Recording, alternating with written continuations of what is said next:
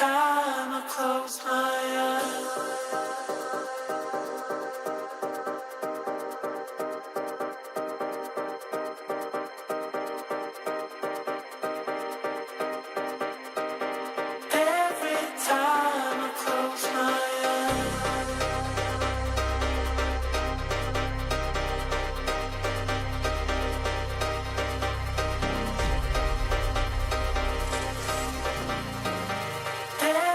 Time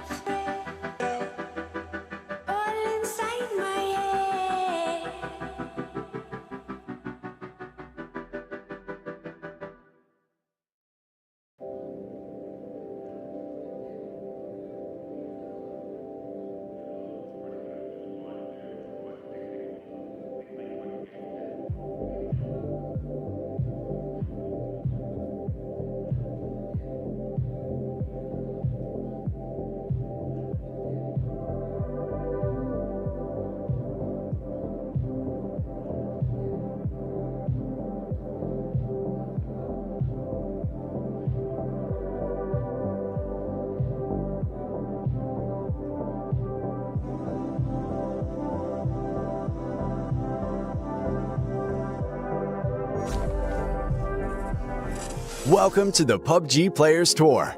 This year, we're introducing structured competitive play in third-person perspective mode for players of all ranks, levels, and ability. Here's how it works in EMEA and Americas. PUBG Players Tour competition is held in 2-week phases. Each week, you and your squad can compete in player scrims. Think of these as a great alternative to ranked play. Each day of scrims will feature a variety of maps, with defined team and lobby sizes to ensure a balanced best-of-3 rounds. Teams will earn points based on their performance, and daily leaderboards will track their progress. When the scrims are over, the top teams will qualify for the PUBG Players Tour Cups, where they will be joined by up to 10 invited teams, featuring some of the best players in the region. Players Cup leaderboards will track team performances across 2 days of play, with the top 8 squads progressing to the final round of competition. Players Masters are the pinnacle of the PUBG Players Tournament. 8 teams from each of the 2 cups will engage in fierce competition for a huge prize pool in each region across the PUBG Players Tour season. And for times when a Players Masters isn't scheduled, you can still get your PUBG Players Tour fix with Super Cups. These work just like Masters events, where again, 16 teams, 8 from each of the 2 previous Players Cups, compete for a share of the total cash prize pool. Welcome to the PUBG Players Tour. You know the game. Be a player.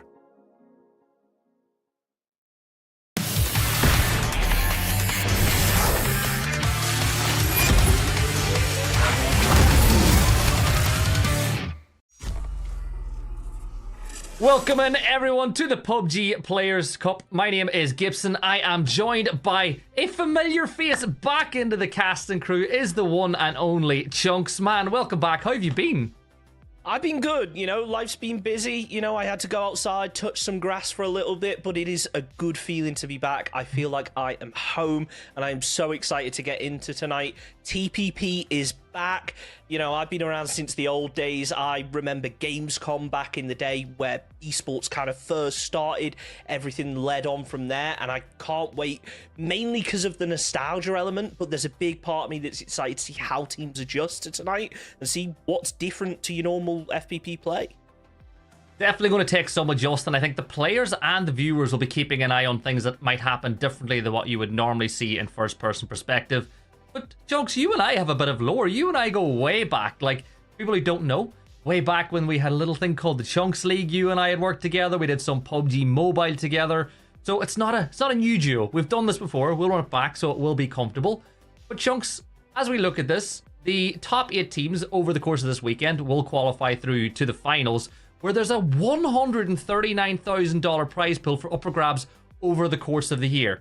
That is a huge boost for some of these players, right? Particularly the ones that aren't Norgs, if they can be competing in these week in, week out.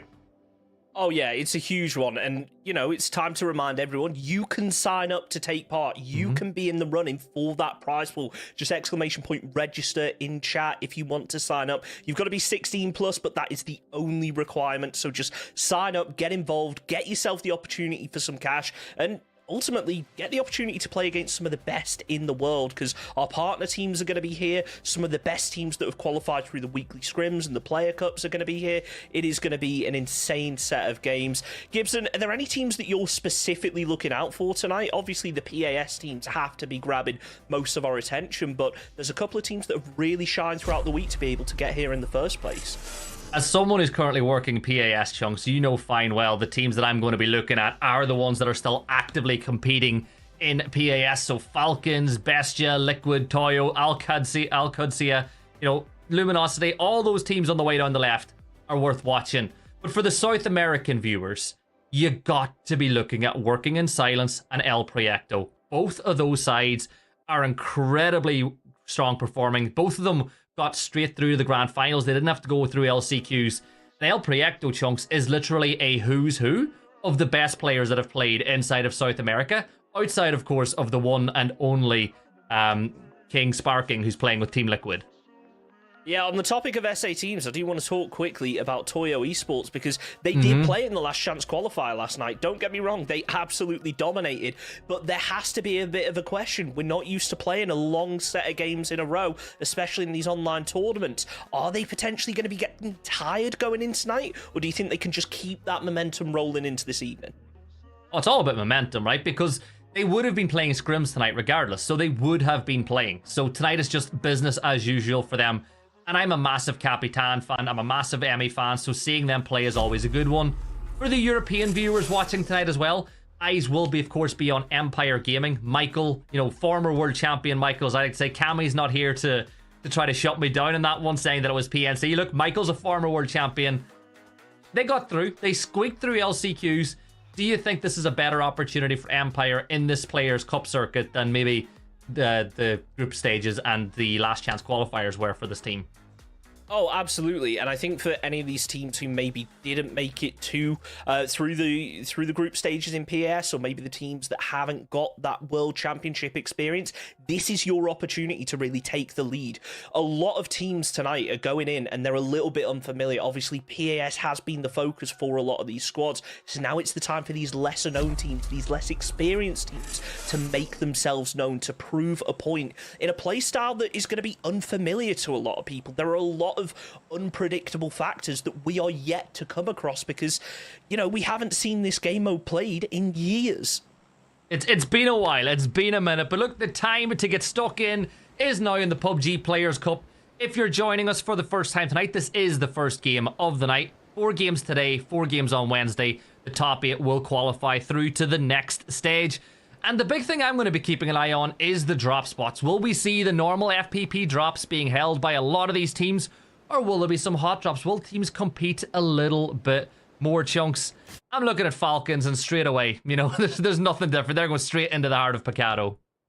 So from the research that I've done, I've reached out to a couple of players from a couple of different teams, and the gist of things tends to be, look, we have the foundations. We know things like our drop spots. We know our play style. We're going to keep it as similar as possible. I think the big things that have been noted for me are things like how they're going to scout, how they're going to hold these positions. Obviously, you don't have to expose yourself in the same way that you do in FPP, where if you poke over a hillside, that head is getting caught off because these players are the best of the best. They are not going to miss many of these shots, so it gives you a little bit more opportunity to play passively when you gather in that info, and you can time those attacks a lot better. But early shots already coming out from Bestia here, not connecting, obviously no scope on that weapon, but certainly applying the pressure early, and I hope that carries momentum into the later game as well, because I think one of the concerns that we've had is maybe teams are going to play a little bit slower, but ultimately if they play slower in the first part of the game, it's only going to lead to faster paced end games, more intense battles when we get down to those final few phases.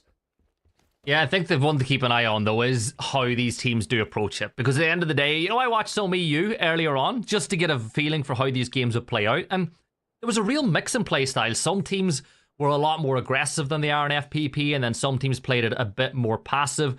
But the big thing is, it's not like a normal night either, Chunks. There's only one game on each of the maps in the competitive pool tonight. So we're going to go once here, once to Taego, once to Rondo, and once to Erangel. That is the night. It's 4 maps. It'll go by in the blink of an eye. But this team right here, Al-Qudsiya, this is a side that I have really high hopes for. They were brilliant in the group stages. And I think that this, alongside Team Liquid, this is a team that can really put pressure on Falcons to be the top dogs, at least in the domestic circuits inside of NA. I think this team has made me realize that maybe I am going to have to lean on you a little bit for some of these pronunciations, because I've been out of the loop for a while. There's going to be a lot of tongue twisters in here tonight, but Team Liquid, that's a familiar name that I'm aware of, and a familiar roster to go with it. A very powerful one as well. Someone that you need to be looking out for. Just going through all the top teams right now, clearly, as they make those early rotations, they want to be proactive here, because, Miramar is one of those maps where if you don't get those positions early, it is so easy to be choked out on the rotate. 100%. And if you do want to get involved and you want to get amongst the next set of the Players Cup, remember to do so. !register or !PPT in chat. That'll give you the link to the WASDefy website where you and your squad can sign up and try qualify to take on the best of the best. And with so many play days and so many competitions over the chance of this year, it's not just a one and done if you don't make it. But early stages, Kraken holding out one player. You can see Cowboy here from Al-Qudsiya just peeking up over that ridgeline, gathering information on what's going on with Bestia, seeing where they want to play. And you just know Cowboy wants to take these shots, but he's holding off for now. for now is the key thing there. Oh, it looks like things aren't staying the same over on the other side, though, as Kraken takes down one early on. First knock and flush of the game, and it doesn't look like there's going to be any team around to even get firing back over towards El Proyecto. Really nice to start off, and they've got a powerful position. I think the high ground is going to be even more important than it is in a regular FPP game right here. You know, you get so much extra view that you can look at, and you have to expose yourself so much less. When you're down in those compounds, sure, you can hold a wall, but you really get a lot of that view obstructed. You're not able to get good line to sight, and I wouldn't really expect too many early game fights from those teams that are in the compounds. On the inverse to that, though, if you've got the high ground, get those early game shots off, make your presence known, and then teams are just going to be keeping their heads down, hopefully avoiding you.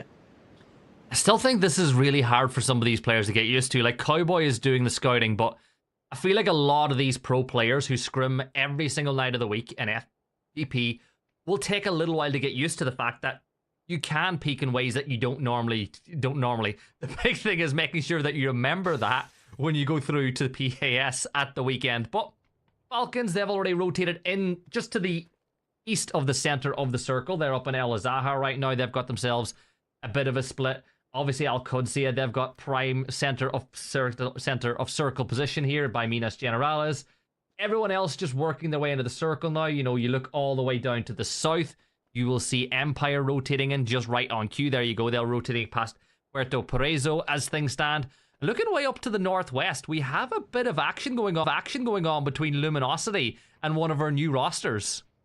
Yeah, is this really a fight that you want to be taking this early in the game? Taego going to be taking a lot of shots down the hill, landing a couple of them, switching over to the DMR to try and make something connect, but it doesn't seem to be the case. There's now fire is getting returned. Taego, you've got to think they're going to keep their heads down here. Just focus on this rotation. This is not a spot that you want to be fighting in. You are risking going out very early on, but hey, if you can get that early game knock, it only weakens your opponents as you get later into the game, as this looks rough here. Luminosity just pinning down the solo player, trying to get that knock, and it looks like it might just come through unless FN are able to close things up quickly. Well, it's like I said before, it can get a little bit windy in Miramar from time to time, and Voxage's bullets getting affected by that as he's just not hitting the shots that we expect a player of Vox's ability to be able to do. So we'll rotate back around. Another member here from Typhon is engaged in a gunfight, but Vox, he's got some help now. Look, the other members of Luminosity have pushed in from the north side of this fight, and Vox has a real opportunity to get points on the board, but with a reposition, I feel like Luminosity have missed a trick now, not getting the points in this gunfight. Yeah, they need to be careful here. Obviously, those players that are further back, they're going to be providing a lot of info about this rotation. It does look like Voxic realizes that. He's trying to move away. You have to ask, though, is he stranded out on his own? Should the rest of Luminosity be moving over for a little bit of support? He's in a risky position. They're already down to 3, and they're taking a decent amount of damage. They push down into the bowl. They're going to try and get away, and we were talking about using those hills, using that TPP to your advantage, and it looks like Roth is doing exactly that. He's got the number of sills and gets his nade in hand. He's not decided to throw it just yet, but this is really aggressive play, playing off of that information that Cowboy was able to gather earlier. I spoke with Mark, though, when I watched EU earlier. We saw a lot of this in the region. So much util being utilized because you can line up where you want to throw that nade, get it through the window once you get the perfect opportunity to do so. No, I don't think that Bestia know that Roth is so close by, because the way that they're moving tells me that they're not expecting any sort of utility being thrown their way. Bestia at the moment, they have that split. It's not the best split we've seen in the world, especially with all the members of Al Qudsiya just closing in this position. But Roth's waiting for the perfect time. Like, Roth really is waiting for Silzen to move a little bit closer towards him, and he'll get that nade right through the window. He wants him to open up, but I think, again, as much as the advantage can come from TPP and being able to play those hillsides, you need to remember, BST don't actually need to peek out here. They can just hold next to that window. They can gather a little bit of info. Sure, it isn't a lot, but it at least gives you a little bit of insight. If Roth was to peek up, then he might not even realize that there's a player there. Now, he's playing off of the information from the rest of his team, so he will probably be playing a little bit slower, is aware of what's going on. Falcons might be getting crashed here by Empire. This could be a potentially messy early game fight as H-Win appears to be alone. Kickstart's moving down to try and support. Spray comes out. Kickstart looking to crest over the hill. He's playing an FPP by the looks of things, but he's not able to spot it. He finally does. Goes to Spray, catches a little bit of damage, but not to be. I think that was Michael switches seats, tries to return some fire, but now Purdy Curdy from long range for Liquid getting involved, and Kickstart's found himself in a very tricky position, turns around and takes down Finna though, getting the jump as he throws down the smoke to try and make himself a little bit of cover. You got to think that Valiate's going to close down onto this now, but instead he rotates down to the south, and it looks like he's grouping up with Michael instead. I think they might be waving goodbye to Finna for this game. I think it looks like that might just be the case. You realize it's Falcons. You don't want to take on that fight. You push a little closer to the compound. And Michael's very lucky as well that he's getting out of this one, because I really thought that he was dead to rights as well. Cowboy did get the knock on the mime. I think Roth may have got that nade right on the money as well. And Bestia's 2-2 split is going to get punished now as we're seeing Cowboy take some damage as well. Roth, though, he'll run on in. He'll clean this one up as we get ready for a little step later inside the game, as H11 Junior from 55 Esports, who didn't have the best showing at the weekend, will use the E pickup to move inside the zone. But keep an eye on Truck Stop. You've got Team Liquid playing in that position. Falcons are not too far away. Tigleton's extending north up towards this compound south of El Zahar, where I believe we can see El Proyecto moving into as well. So keep an eye on what happens there as well. So Pippa also going to be moving in here. Oh, he's going to be almost landing the spray. Almost takes down the first player from Toyo, who again, they were looking to carry that momentum over from yesterday evening in the last chance qualifiers. It looks like instead they're going to be forced to retreat. He's going to try and land some long range shots, but unfortunately not quite able to get over the hillside. This is one that I didn't think about earlier either. Obviously, when you're playing that TPP, you've got a slightly higher perspective. If you just want to quickly aim in over a hillside, you've got to adjust that quickly. Kurt, though, nearly lands a lot of shots, and it's Shrimsy in the end who finishes off the job. It's going to be Falcons stealing away a point, but Liquid going for a second, and it's Sparking that ends up to wipe another.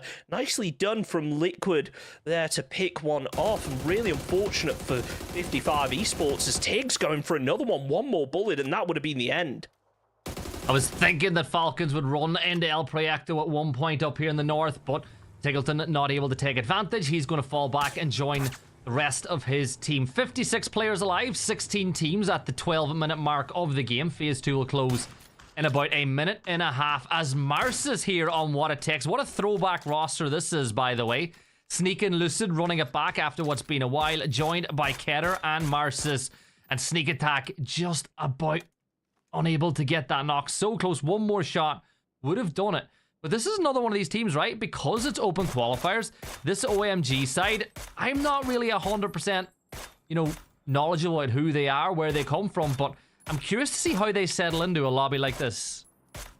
Well, we talk about open qualifiers, and look, What It Takes are a team that came through second place overall to be able to qualify. So they've shown that they can put down a performance consistently. But again, they are against some of the best in the region now, and they really have to play a lot more carefully. They're getting a lot of damage in early, but so far they've just not been able to convert anything over. Sneak Attack is very open in his current position. It doesn't look like he's going to be under too much pressure just yet. Instead, he's putting down the pressure, blowing up those vehicle tires, making the rotation a little bit harder, potentially looking to group up. And we spoke about the team that qualified in second, Typhoon Gaming. They came through in first place. They gathered the most points throughout the week, and now they've hunkered up in their position, but they are surrounded on the northern side.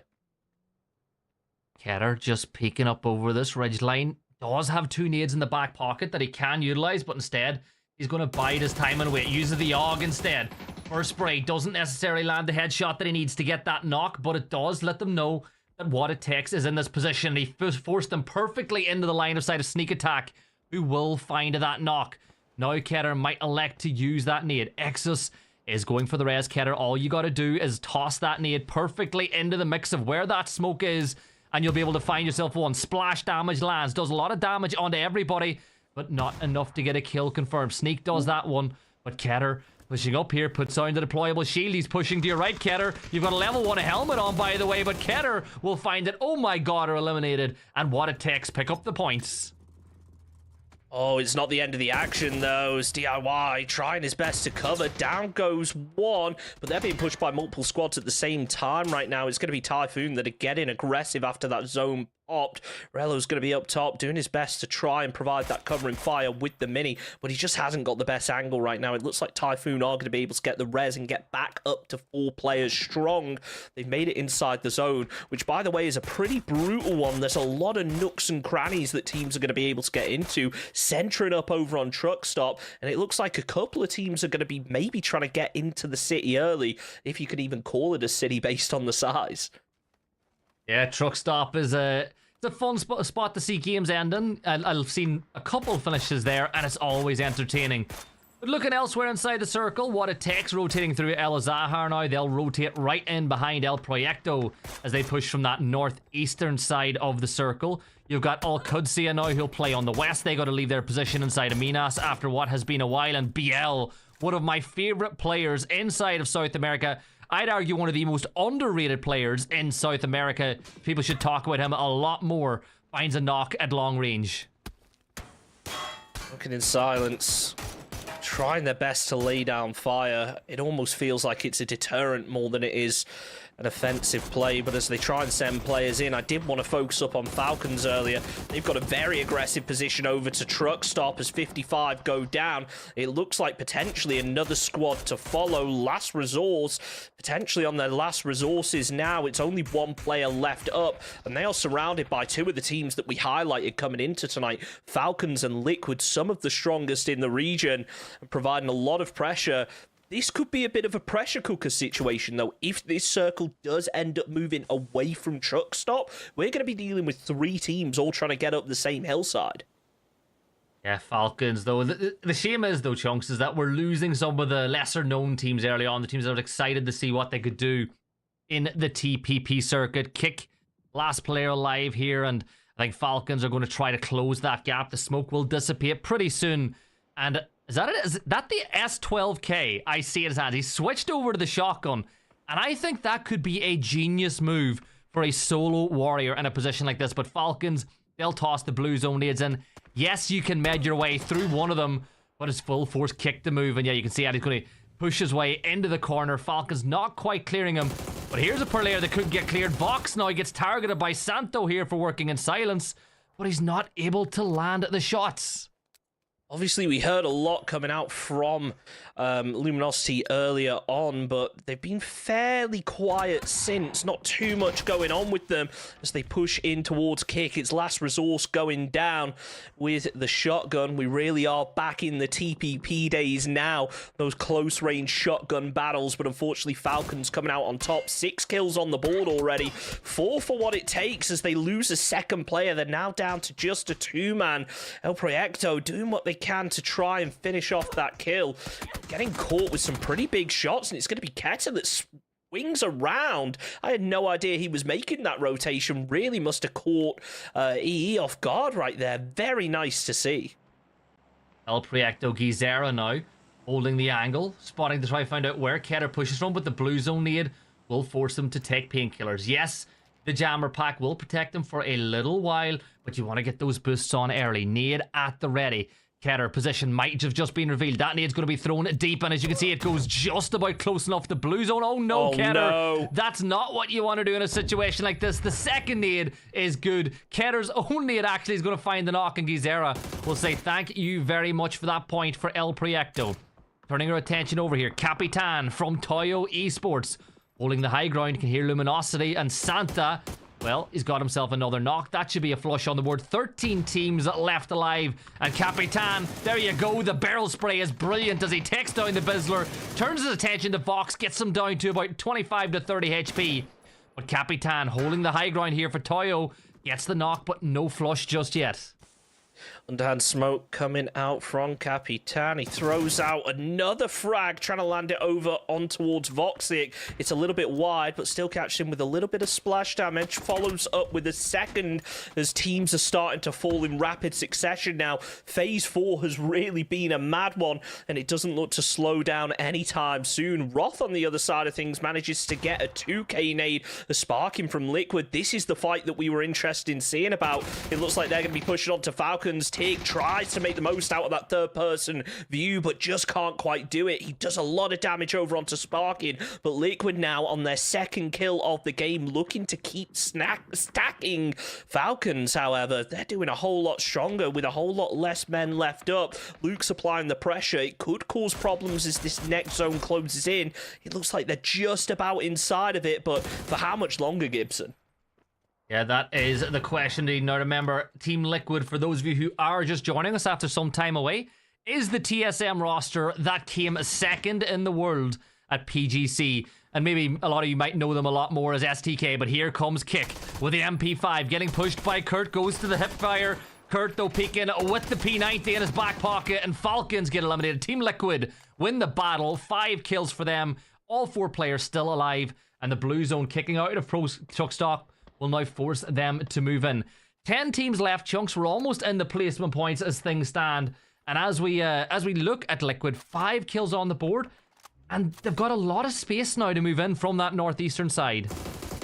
I am so confused there. Sparking opted not to pick up the extra ammo, which could have come in very handy, unless I was just seeing things wrong. It looks like he missed out on the 5.56 for that AUG. Not going to be, though, as Adam tries to land some shots up the hill, does a little bit of damage, but can't quite convert it over.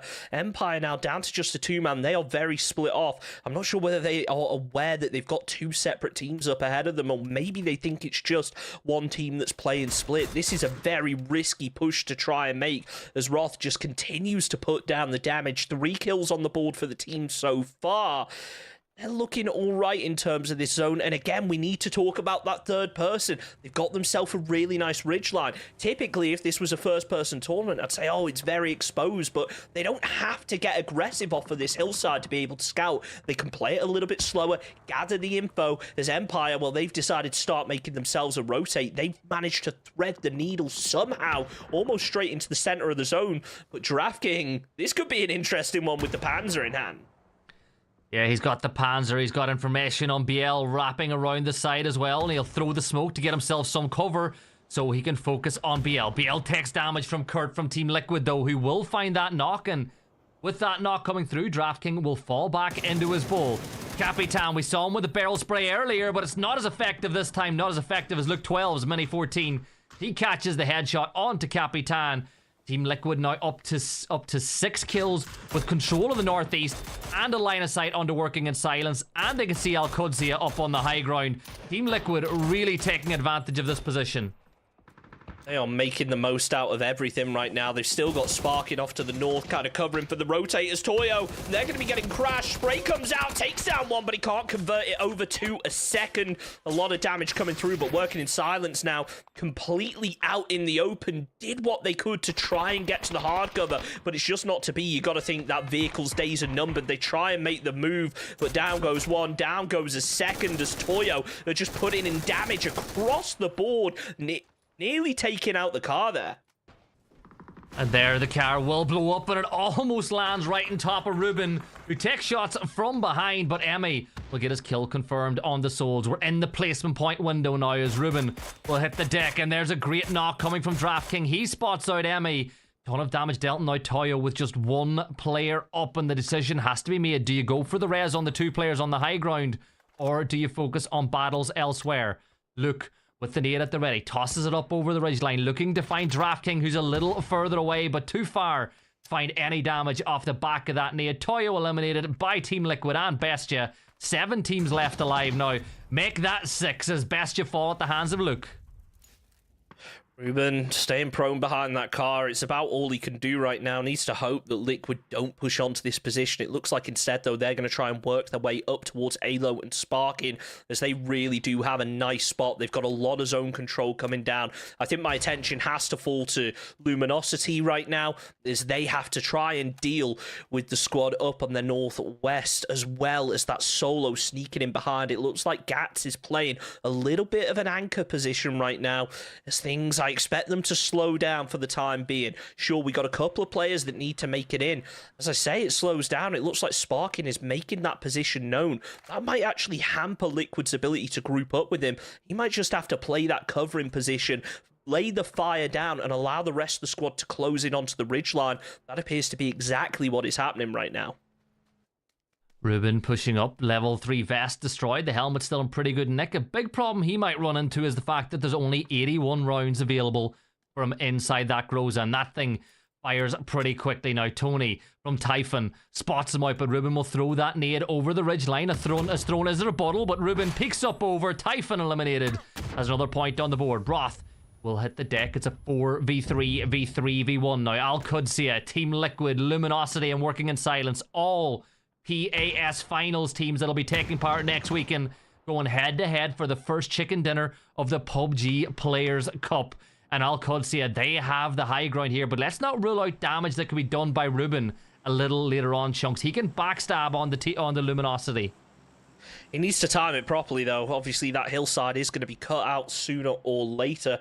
He's not quite inside. It looks like he is going to hop into a vehicle for the time being to make a move, and Luminosity, they're going to be well aware of that. He's already taken damage. The pre-nade is coming up. That actually looks like it could be a very close one, as he takes even more fire from up the hill. I think his days might be numbered now. It could be a chance to try and deny to zone, but it looks like he's going to pop the med, play the hillside, and rely on the fire from Cowboy to take down Vox. It can prevent LG from being able to push much further, but it is going to be a close one. He's just about got himself a dip to work with. In fact, he throws the Molotov to try and get something out of it, but it looks like they've picked him up, made the move to a little bit more cover. They've got the shield down, but the cover won't help you from behind. Kurt pops up over the top, finishes off the job. Nice spray coming out from Ruben, and that's the end of Luminosity Gaming out in 4th place.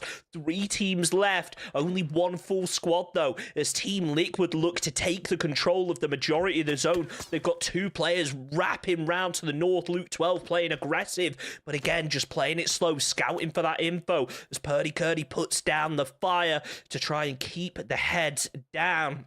25 seconds until that phase starts to make a move. We talked about a pressure cooker in the town earlier. It appears to be the same thing over here on this western side of the zone. You really have to question how they're going to be able to make it in here.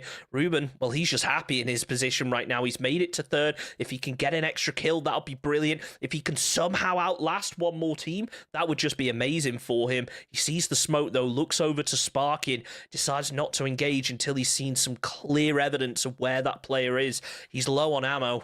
I can't blame him for playing this a bit slower. Like I said earlier, though, Ruben would be a problem, and he was for Luminosity.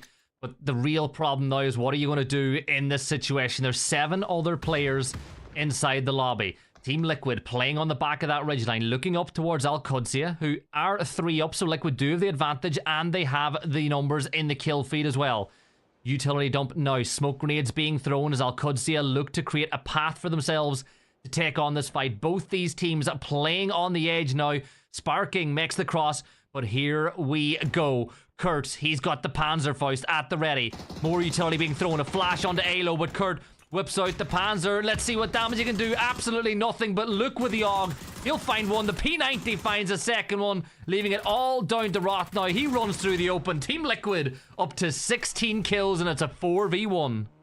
That was really impressive there. I was about to kind of criticize Liquid, like maybe you should get a little bit more aggressive on that, prevent them from coming over the top, but really impressive. Ruben, he decides to deny the points, and I can't blame him for it. 2nd place, you got to be happy with that one. And it's Team Liquid with 16 kills to kick off the day. An insane amount of damage coming out and making it out of some very tricky situations throughout the game. Yeah, 2,400 damage. So that shows you how much of an impact they had that whole game. 26 points in game number 1 for them. As we take a look at some of the highlights to get us up. Kraken opened things up nice and early with that beautiful kill.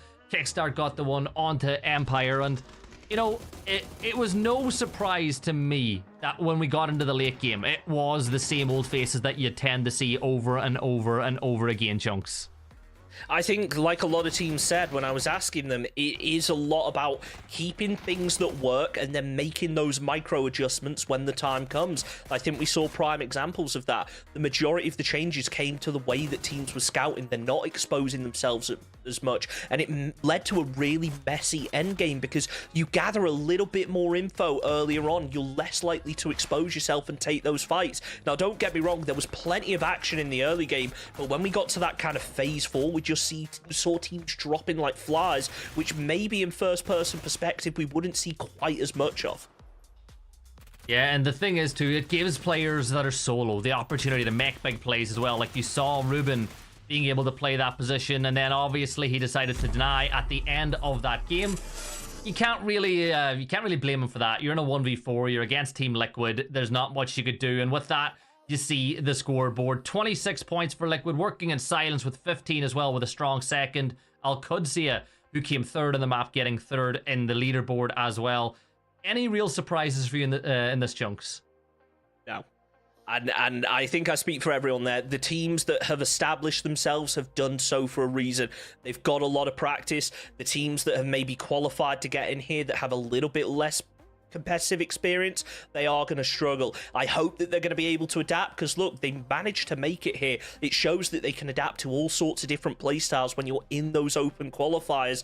Now is the opportunity though to really make those adjustments, say okay, this didn't work, and as we go later into the evening, I think we're going to see things change a lot. But again, we're not repeating those maps quite as often, so those changes are going to have to come through very quickly. Yeah, and you know, the thing is as well, you don't really have a double dose of Miramar. You go straight into Taego and Rondo off the back of that one, as well as it is only 4 maps on the night, so these players will have to really get things ready from map to map. But Chunks, you've now casted your first game in TPP. What was your overlying thoughts of what you saw? It wasn't as different as I expected. I think a lot of people coming into this were like, oh, it's going to be a really slow game. Everyone's going to be playing super passive, prone in through the dips and everything. And while we did see some of that, because ultimately you have to play those advantages when you have them, teams were very proactive. I think the third-person perspective gives them the opportunity to gather more info. And ultimately, when you're in a lobby like this, those teams are hungry for the kills. They want to take the fights. They don't want to be prone in and sneaking about all game. They want to get aggressive because the kill points, as you saw from Team Liquid, do a big chunk of those overall standings. Sure, the 10 points for the win, that makes a big impact, but when you get 16 kills to go along with that, it kind of negates the amount of placement you're able to get. Well, it's Team Liquid, right? They're as we said, they're the second best team in the world based on the last PGC. I still feel like I really wish that they had have won the whole thing. They were so close to getting it over the line. And you know what? A win on the first game on Miramar, 16 kills, is never something to look back on. And I'm pretty sure by the end of tonight, they'll be in and around the top of that leaderboard as well. One thing to keep an eye on, though, Chunks, as the night progresses, is how these new qualifier teams perform. We saw, oh my god, you know, OMG, not really living up to what we might have hoped for in the very first game. But I think that they'll get a reality check. You know, when you play the TPP, you're not playing against Falcons. You're not playing against Al-Qudsiya. You're not playing against Team Liquid. They'll find that some of the things that they would do isn't going to work against these teams. Yeah, it's going to be a tricky adaptation to make. They are going to struggle to make those changes, but ultimately, this is only the first night. There's plenty of time to improve. They can go back, watch the VODs. They can look at those Miramar games, say, okay, we maybe need to plan out our rotation differently. We need to take this fight a little bit differently. I think that both sides of the lobby are going to have to make those adaptations. I think that maybe the more established teams are playing the game that they know, and it's the opportunity for the less established teams to come in and say, hold on, no, we know this game mode. We're the ones who want to take the lead, and we want to dictate how this game is played. And that's how I see things changing throughout the evening now. 100%. Well, what we're going to do now, though, is we're going to jump into a quick break. When we come back, it'll be game number 2. So we'll see you guys pretty soon.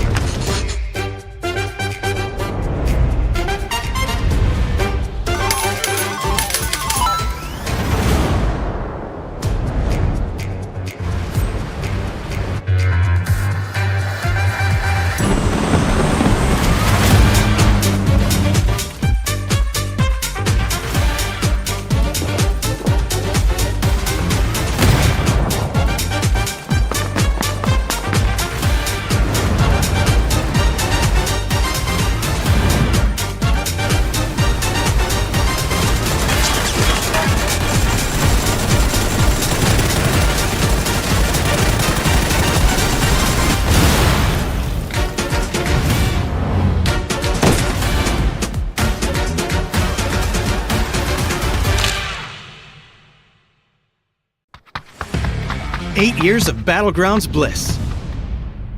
Updates to several arcade modes. And a new Survivor Pass. All this and more as we dive into the Update 34.2 patch report. First up, we're celebrating 8 glorious years of Battle Royale mayhem. You'll find anniversary decorations across the various maps and on some of PUBG's most iconic objects and locations, including care packages, energy drinks, the plane, and various locations across Erangel. The starting island also features an 8th anniversary BobbleBot statue with special golden grenades to throw at it to see your name up in lights. We're even collaborating with M83 for a brand new BGM track for the anniversary. This milestone wouldn't be possible without your dedication throughout the years. So on behalf of the entire PUBG Battlegrounds team, thank you for 8 wonderfully chaotic years. And speaking of your dedication, thanks to your testing, we were able to make some meaningful adjustments to the aim punch settings following the Gunplay Labs aim punch we ran in January. We're now planning on a second round of Gunplay Labs in March to test the new settings, so stay tuned for details. Next up, the arcade is getting a couple of adjustments. Team Deathmatch has several new maps to enjoy, including Destin Arena, Vikendi Train Station, and Sanhok Camp Bravo.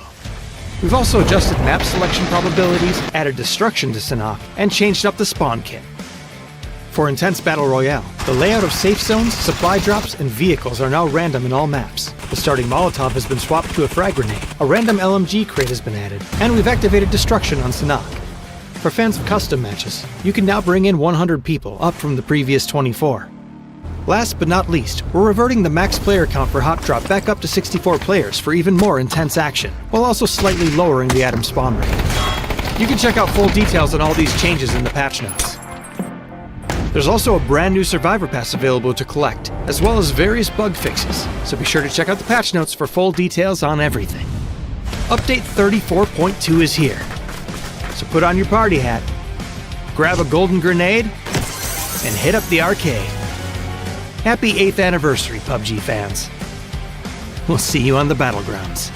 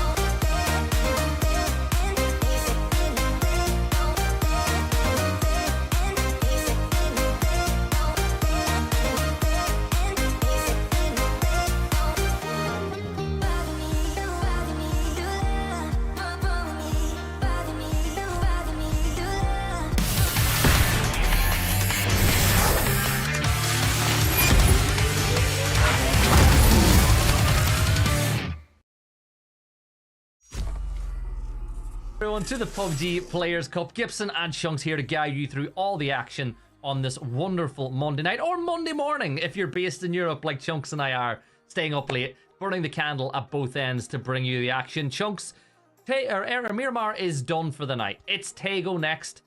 Here's the question.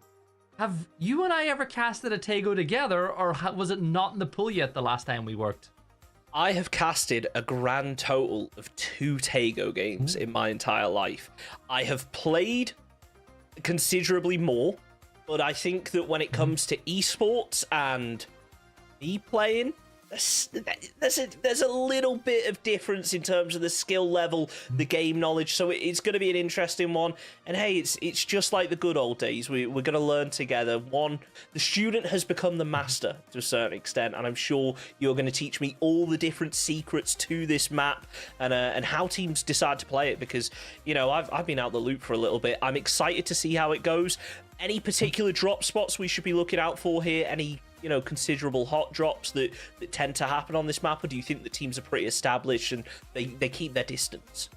A lot of the teams are established, but the drops that you'll want to keep an eye on is obviously Falcons. They're going to drop in and around Terminal. The reason why you drop their chunks is because it gives you easy access to all the bridges if you need to rotate early on, and it's the most central, you could argue the most central, really good loot spot on the map as well that allows you to bug out. Now, having spoken to some competitive players about this map at the very start, one of the things that you'll find is that if a team drops in Terminal and they know that there's a team that drops on the road just north of them, like El Proyecto might be doing here with Haven, you will see them extend out and peek over those ridge lines to try find an early engagement or early point. What main thing about this map is just being ready to go. Like, you have two main bodies of land. It's not like Erangel. It's not like other maps where there's only two bridges. You've got so many land options to cross over those bridges. Plus, you got the e-pickups. So it's a lot easier of a map to traverse than, say, Erangel when it is a military island circle. Yeah, a lot of things have definitely changed since the last time I casted. Things like, I mean, the map pool in general, but then also when you look at things like the e-pickup, I saw someone pick up a Panzer earlier and I was like, the admins, they messed up the map. We're going to have to restart the game, aren't we? They put the wrong spawn settings in, and it makes it so much more exciting. I know I was watching the Last Chance qualifiers last night, and it was just an absolute cluster when it came to the amount of fights, the amount of kind of scrappy engagements, and the number of clips I've seen of just mortars being rained down on people. It is amazing to watch, and I love how much the esports has progressed in my absence. And I think that especially when we see maps like Taego, where sure they've been around for a little bit, but I think there's so much wealth of knowledge when it comes to Erangel, when it comes to Miramar, that there's going to be new tricks we're going to find, there's going to be new spots that maybe we're not aware of. And I think that TPP, again, it opens up even more opportunities to explore, to try out different positions that maybe teams don't try so much in the first-person game. And remember, though, if you do want to give this a try, you can sign up, !register or !PPT in chat. We'll give you the link to the WASDify sign-up website where you and your friends can try to take part. Now, there will be events on multiple times a month, every single month, from now until much, much later in the year. So you've got lots of chances to get your piece of that $139,000 prize pool. That's a lot of money, Chunks, over the course of the year for players to get. And I know that, you know, a lot of these comp players, these tier 1 players, you could argue, are thinking to themselves, I could get a piece of that. But with this being open signups, it could also be yours. I mean, this is how PUBG Esports started, and I keep going on about the nostalgia aspect for me because it is huge. When I started watching PUBG Esports, we only had TPP. There was no first person in the game at the time, and I miss it. You know, it's a huge nostalgia thing, and those were the days where, sure, there were those established players, but you never know who was going to pop in, and ultimately, it's free to take part. Anyone can get involved, and look, even if you think, oh, you know, I'm busy next week, I can't take part in the player scrims, well, there's the week after. At the end of the day, all you have to do is make it to these player cups at the end of the week, work your way into the next phase when it comes to the Super Cup, which on its own has a $5,000 prize pool, and then you could potentially make it all the way to the Masters, where you're playing against not only the best teams in Americas, but also the best teams in EMEA for $20,000. That is a huge amount of cash for just clicking some buttons and pressing some keys. I can click buttons and I can press keys, but to be honest, Chunks, I can't do it as well as a lot of the players in this lobby. I can give it a go, but nobody's here to watch me play. They're here to watch these pro players. Cowboy, who had an impact from the high ground in the last map's going to drop down to 1 HP, but Typhon rocking up on this position now. Maybe they've decided that Al-Qudsi's spot is one that they want to take away. Psycho will drop down some smokes to give himself some cover to move up to the next stage of this fight, but keep an eye on DIY, formerly Monster, formerly Fadeaway, one of the best young gunners in all of the Americas, off on the flank to try and get an off angle on the Tony and the rest of Typhon. But this ridgeline is just a very difficult position to push. Elsewhere, Taego, they'll spot the rotate through of Luminosity as Gats drives on by, but Benya not able to hit those shots. Taego laying down the fire early, trying to make themselves known. We're going to see this a lot from these top tier teams where they're putting down that presence. They're trying to keep people shaky, but at the end of the day, when you see these rotations, there's no guarantee that you're not coming up against another top tier team. And I think that that's one of those things that may take a little bit of adjustment here. I think there's going to be a lot of these these PAS teams that are coming in here. They're like, all right, we're just going to roll this lobby. We're going to just W key. We're going to shoot everything that moves. And you can get caught off guard there. And if that does happen, then hey, that's one of those top teams that are either damaged or they're out the fight. It opens up that bottom half of the leaderboard. Granted, we're only a game in right now, and we might see that right ahead as what it takes. They're going to be dropping in. Sneak attack is getting absolutely lit up by Voxic, taken out in the air. He's immediately eliminated. Now, what it takes, what are they going to actually do here? How do Luminosity play off of this? Do they decide to get aggressive? It certainly seems so, as Vox and Vizsla are going to be pinching round a 3-man yet again. This is really unfortunate for LG, but hey, they're going to try and make it work with everything that they can. Voxic exposed himself a little bit, spots that there's a player outside, decides to group back in as what it takes, doing everything they can to regroup.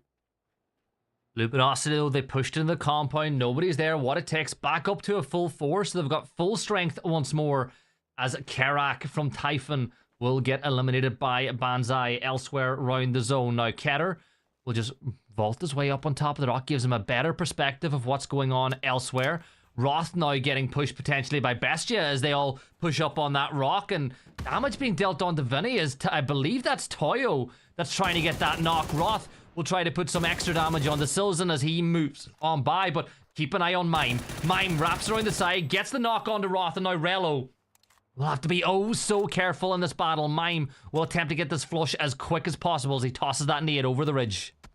You got to think he knows about Rello's position. Needs to be careful with those nades, though, as Silzen moves in. Rello actually lands the Panzer, but gets taken out by Vinny. What an impressive little seat swap there, but able to retaliate. Bestia trying to get Vinny back up. It looks like they should be able to, as they confirm their second kill of the game. DraftKings making a lot of noise, but it actually looks like Taego is starting to move into this one as well. Yeah, Taego saw the knock in the kill feed. They know that Bestia are weak, so they realize there's an opportunity here to gather some points. Emmy, who's been the long-time tag team partner of Capitan. Remember, on Saturday night, Capitan said that Emmy is his soulmate when it comes to gaming. Joined again by Pipa and Benya, who he played with in Synergy back in the day. This is a team of two duos coming together to make a beautiful quad. Falcons looking to squad on up here on El Proyecto. Chunks says Haven might be a little bit isolated from the rest of the team. H-Win's doing what he can to try and protect from that rotation. He will hear the vehicle as he tries to land down some shots, but needs to be careful not to overexpose himself, as Falcons do get control of both the compound and the hillside. Taego, they actually switched their attention away. They got into engagement up on the north over here, so they moved their attention. They've split off into a bit of a 2-2. They've decided not to push onto Bestia, and I think that is ironically, the best for Taego. There's now just using that third-person advantage to stay behind the rock, keeping his heads down, and things should slow down for a little bit until this zone closes in. I say that. Look at the map up on the northwest here, Gibson. Yeah, northwest of the map, you've got teams like I was going to say Wuju too, because that's the team that some of these players play under in PAS, but you've got What It Takes, Luminosity are up there. A little bit further south of that, you've got the 2-2 split of Taego. So it's getting busy up in that section of the map. In and around Swamp, you've got Kurt here scouting it out for Team Liquid. The rest of the team, they're already on their merry way inside the circle, so Kurt should now join them too. Interesting decision, though. In a few seconds, you'll probably see the E pickup line across your screen. And that's because What It Takes have gone for... Oh, no. This is easy. Alo will pick up that knock onto 1604. Do we call him April 16th? Or are we going to call him 1604? You're asking the wrong guy here, Gibson. You're meant to be the pro. What's going on here? We'll go 1604 because we're Europeans, and that we would say that's the 16th of April, but the Americans would say what month is the 16th month of the year. So we'll just stick to 1604. Well, they're wrong. And that's all that I have to say about that one. Circle is shifted hard down to the south, and that is going to be unfortunate because just look how many teams are up on that northern island. Sure, we spoke earlier, there's quite a lot more rotation points than you would have, say, if this was a melee circle down on Erangel, but it's certainly not going to be an easy one. I think we're going to see a lot of emergency pickups coming in, as actually it looks like Team Liquid, they're going to prepare to make a crash already in what is ultimately a very open area. They could probably have grabbed another position, but compounds are few and far between in this zone. Kurt, he spots OMG moving in. They've lost one already, and Kurt's going to say thank you very much. Gets the shot through that back window of the pony. That's another point for Team Liquid. They've been dominating so far today. Yes, we're only one map in, but it still goes to show the power of a roster like this. Kurt, two members of OMG not too far away. OMG went down really early in game number 1. They're going to hope that it's not the same in game number 2. Nade's going to get thrown in towards Exus, and Kurt, I've always said he's the best nade thrower in all of North America. Does a little bit of damage onto Exus. Not going to get the knock just yet. Lines up the shots with a mini this time around. But I think OMG just about getting away with that one. They lose one, but they'll move off into the distance as Liquid secure the compound. Oh, Loki in trouble now, just getting pinned down by Shrimsy. The vehicle is the only thing there for cover alongside the smoke, but Falcons, they just swarm in. Tig picks up the kill in the end with the frag grenade, the first team to fall. And if I recall, that might be their second game without any points now. An unfortunate way to start day number 1.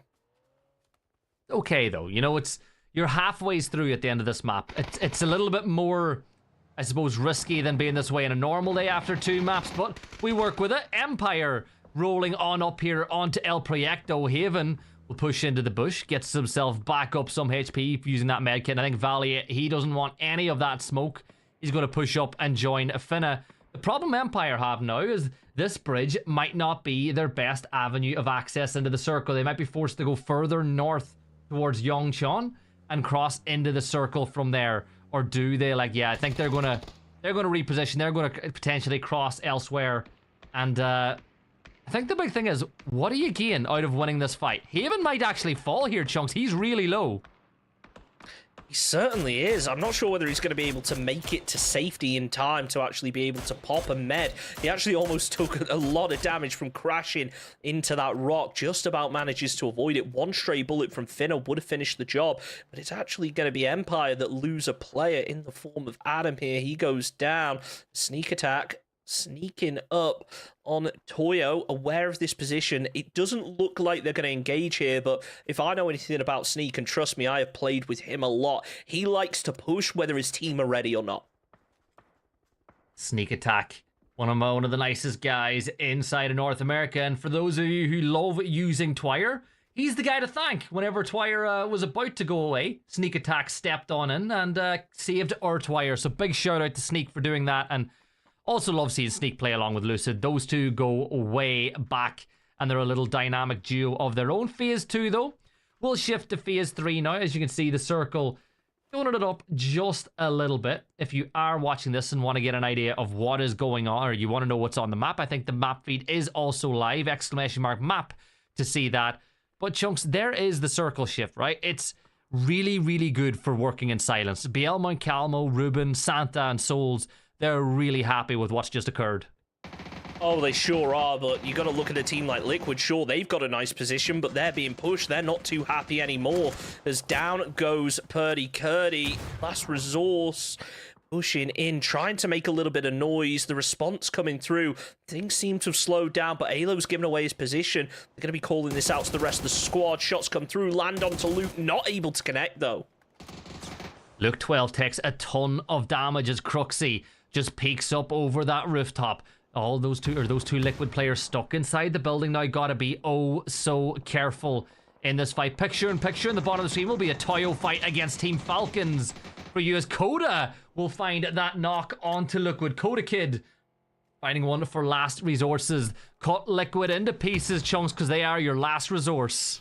You like that? That was a good pun, I gotta give you that one. Yep. But last resource, now they are doing everything they can to make this damage happen. I want to quickly go back to that fight that was happening with Falcons. That was really smart from Taego right there. Inside of the shack, he realized he was going to get naded, throws down a smoke, runs around the outside, peeks over, takes down, I think it was Shrimsy in the end. Really impressive to be able to pick up that kill. Unfortunate not to be able to get another, but it looks like Besto, they're going to be coming in as well. And it's 3 teams for 1 compound. Down goes 1. More damage connected. I don't think DraftKings realizes quite what he's gotten himself in for here. Liquid are just falling apart. They barely managed to respond to the first push, and now a second coming through. I think only 1 player left up. What in the mess is going on right now? Last resource, Coda Kid peeks through. Arg is going to fall. Arthur falls as well. Last resource, still holding the high ground, but Kick's got to be so careful in a position like this one. Liquid, they're going to get eliminated now as Bestia pick up that kill, so we will have a different winner in game number 2 than game number 1. Now it's just Bestia and Last Resource alive and kicking inside this circle as Silzen looks to close the gap, but moving Cruxy out of this position is going to be such a tall order for Bestia. We got to bear in mind as well, that next phase is going to pop in 20-odd seconds, and we're going to find out whether these teams are going to stay in, and based on where they actually are inside the circle, you got to think it's rather unlikely. They are right on the edge here, so they need to clean up this fight quickly. You could say the same for Falcons, as they are still fighting Taego here. This has been going on for such a long time. It's a slow burn, doing a little bit of damage, getting a knock here and there, and then just trading them back and forth. It looks like H-Win's going to go down as Taego tries to get the flush, converted over to maybe a second knock. Tig returns the fire though, and I don't think either of these teams are going to make it out unscathed here. Yeah, blue zone will be coming in pretty quickly as well as Shrimsy throws the blue zone here, trying to find a little bit more damage. Capitan down, and there's no real chance of getting the res unless you deal with all of the Falcons still standing. H1 is going to be a confirmed out kill. Kick getting resed by Tiggleton now. Shrimsy will provide cover, keeping an eye on what's going on elsewhere. Benya steps up to the fray. He's by the side of the tree. Stun grade's going to be thrown on one side. Shrimsy, will he get aggressive off the back of this one? Chunks with Pipa pushing on the other side, and Pipa gets the flank off. Falcons eliminated. Taego do the damage.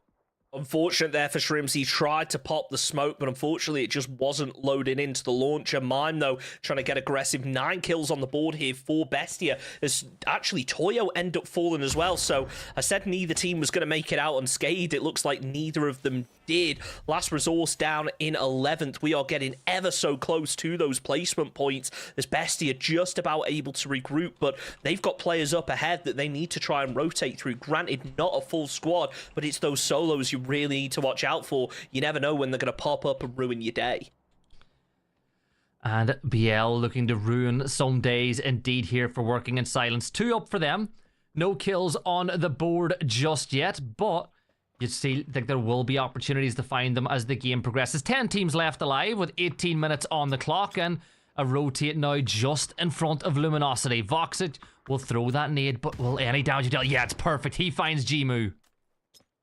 LG, they need to regroup quickly because Voxic is in a very precarious position. He's managed to take down one, which at least slows down the opposing team. But, I mean, the rest of the squad are out here on foot. He's taken a lot of damage. Nade bounces over the top. Surely they're going to push on this. They must have identified he's a solo player based on the shots that were coming from down the hill. Gats is going to try and provide a little bit of covering fire, and he does manage to connect, but it's not going to be enough to convert over to anything. The Bizzler sneaks his way up the back, trying to get Voxic, but it's too little too late as he preps the nade, maybe hoping they're going to try and loot. But look at this care package loot they've already got. The Orm, the Groza, all in hand. Flashbang comes out. Bizzler pushes in, decides to go over the rock, makes the most out of it, catches a lot of damage, can't convert it over to a knock, and now it's a 2 versus 1. Bizzler's got the health advantage, but he is seriously in a tricky situation. Gets caught with a headshot, and it's Sneak Attack who sneaks in from behind and steals that one away. Gat's the only player left for LG. Yeah, Gats, though, is inside the Blues, taking a ton of damage inside Phase 4 for nothing. Zello is down, but what do they elect to do from this situation going forward? Sneak attack and the rest of what it takes, they'll fall on. And I feel like for nothing, you can pick Zello up, you can carry him back into the circle and make that res a little bit easier as the circle shifts. And It is a really generous shift for OMG over on the other side of the circle. Al-Qudsiya, DIY, moving away. Bestia up to 12 kills now. What a game they're having, by the way. Absolutely insane. It feels like they have just pushed after push after push. They have just been engaging everyone. Luminosity, they do manage to pick up an extra knock, but it's probably going to get rezzed as they fall out in 10th position. One more squad needs to fall to be able to make our way into those placement points. But I just noticed that Solo from Empire Gaming sneaking his way in over in the blue zone, working in silence. Well, I mean, they're living up to the name right now. No kills on the board, laying prone, hoping to maybe get a sneaky knock onto one of those players rotating over from Typhoon Gaming. Yeah, the joys is you can go belly to the floor and get this information as Valiant will pop the first 8 off, and I think he's got his timing just about right as he can now step further forward, closer to Bestia. The placement points window not quite open just yet, but it might just be about to do so, as For Nothing will crash What It Takes, and yeah, it just happens. The points window is open. Lucid gets the kill. What It Takes go up to 7, and For Nothing fall in 9th place. Unfortunate there on the vehicle crash, but sneak attack there to pounce, getting the double knock to open things up, and then it was just a case of cleaning up the scraps. Lucid trying to get even more aggressive. They know they're going to have to make a move sooner or later, and I think they realize that 55 are going to be a major threat. Now, the question in their mind must be, okay, is this a solo? And I think that's the assumption a lot of people would make, but the rest of 55 are a little bit split off. So what it takes, they need to be careful. If they all commit onto this shack to try and push into it, they could very easily get taken out from behind, but it looks like Lucidy's now spotted that vehicle, so they're going to have to rethink strategies with only a minute to do so. 55 seconds until phase 5 becomes phase 6 with 21. Oh, you can see him. DraftKings right there, but Exodus from Oh My God not taking the shots just yet, even though you've got one of the best positions in the circle. And I think DraftKings might just be aware that there's players playing on the high ground. You have to think that when you're in a position like this. Elsewhere, though, I'm looking at the map chunks over towards the east. You've got DIY, formerly Monster, formerly Fadeaway. For Al-Qudsiya, he's got Working in Silence not too far away, but Working in Silence, they might have a sneaky rat in Psycho from Typhon moving their direction. Never mind, Psycho's gone. Bye, Typhon. You jinxed it.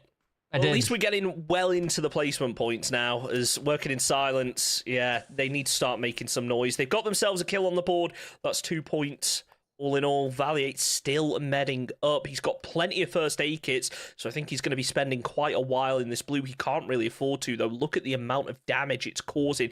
He needs to try and make his way into zone, but all it takes is one player to look over in that direction, and he is done. And it's Mime right ahead of him. He might be able to get a cheeky knock, but to be able to convert that without going down, yes. A hell of a feat right now. Circle pops up to the north, and it looks like Working in Silence are finally going to make their push over that road, using the smokes for cover, as it looks like DIY decides to move away, but it's too little too late, caught with a nade, and, well, he's going to have to take this fight now. Yeah, DIY falls at the hands of Bestias. We're now to 6 teams. Sneak Attack will find Souls on the other side of the road, as Working in Silence now have the blue to contend with as well. Also spotted Valiant moving in on the edge of the circle. Seen that a couple of times over the course of the last 2 weeks, as BL will go for that res onto Souls. The thing is, if you get up over that ridgeline, you can play the position we've seen Cowboy in we saw Monster in a few moments ago. What it takes, though, they're going to elect to play in the corner of the rice field as they make themselves a little fortification for now. It is a very little fortification, though, and they are relying on that smoke for cover. All it takes is 55 to move over that ridgeline. It looks like, though, Bestia, they're looking up to the north. They're taking some shots, and they might be able to third-party onto this if they just turn to their left a little bit. Lucid taken with a lot of damage as it becomes a bit of a util battle. This could be a huge opportunity for OMG to come over this ridgeline, try and third-party. The trees might make it a little bit difficult, though. Down goes one, down goes the second, and what it takes with only Lucid left up, all it takes is one place nade at this point. It's not going to come through as more smokes follow up. Splash damage lands and not yet able to convert. Valiant ruining Bestia's game as well on the other side as he's able to find some kills. What a tick's dealt with by 55, who won't be playing next weekend in the PAS. Valiant, though, looking to add another kill or two to his tally. Playing on the edge of the blue. Phase 6, this one will hurt. Blue zone Not only might this do damage onto Bestia, it does make looking through it a little difficult as well. So it's, in a way, buying him even more of an opportunity to move into the circle. OMG, still 2 players up. They're making a full send for the circle now too as they work their way in. But they're very patient. Oh my god, I've had so many chances to take shots on the Bestia and they've not taken them. But they do take their opportunity to get a knock on to 55.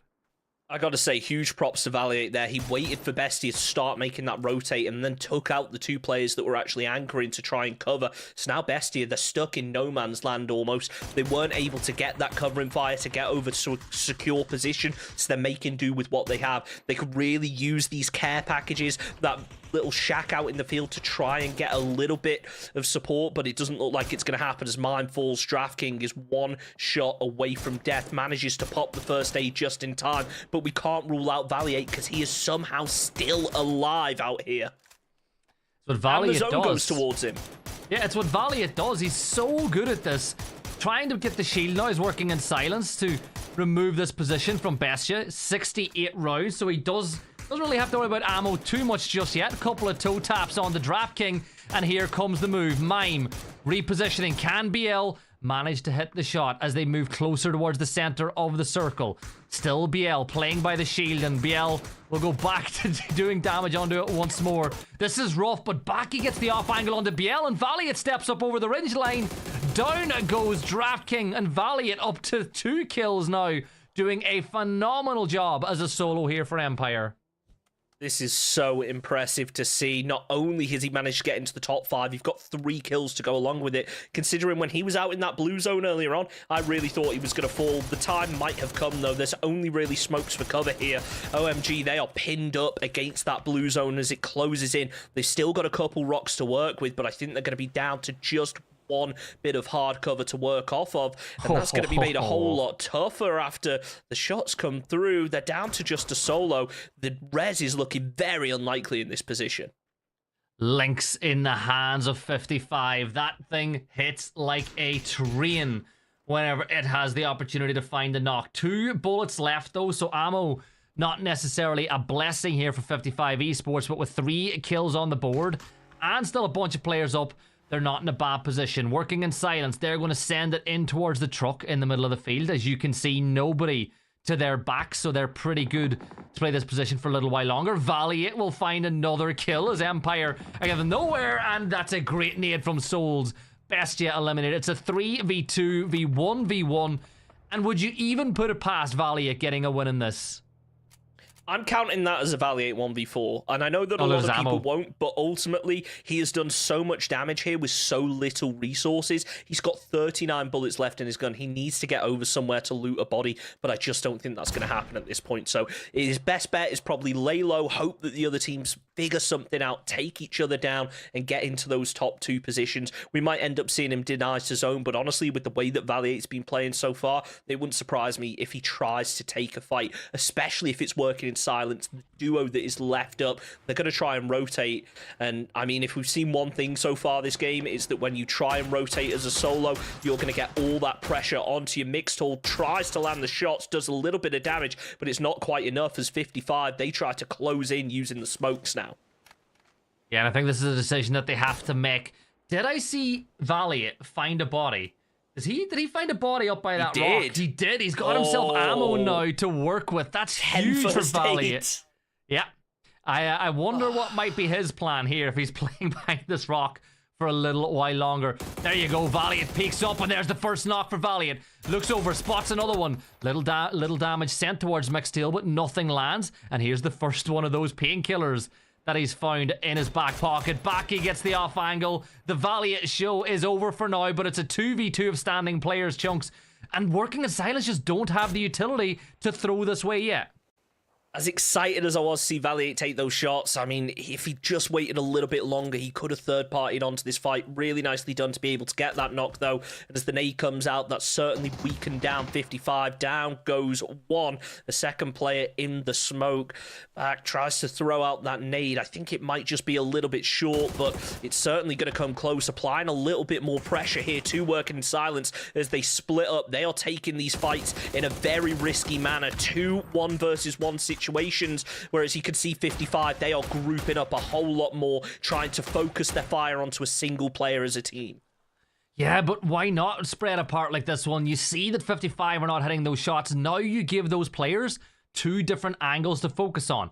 You're not going to get the res. Souls will go prone inside the circles. He will close the gap, but phase 8 is now there. And the big problem is the flank from BL.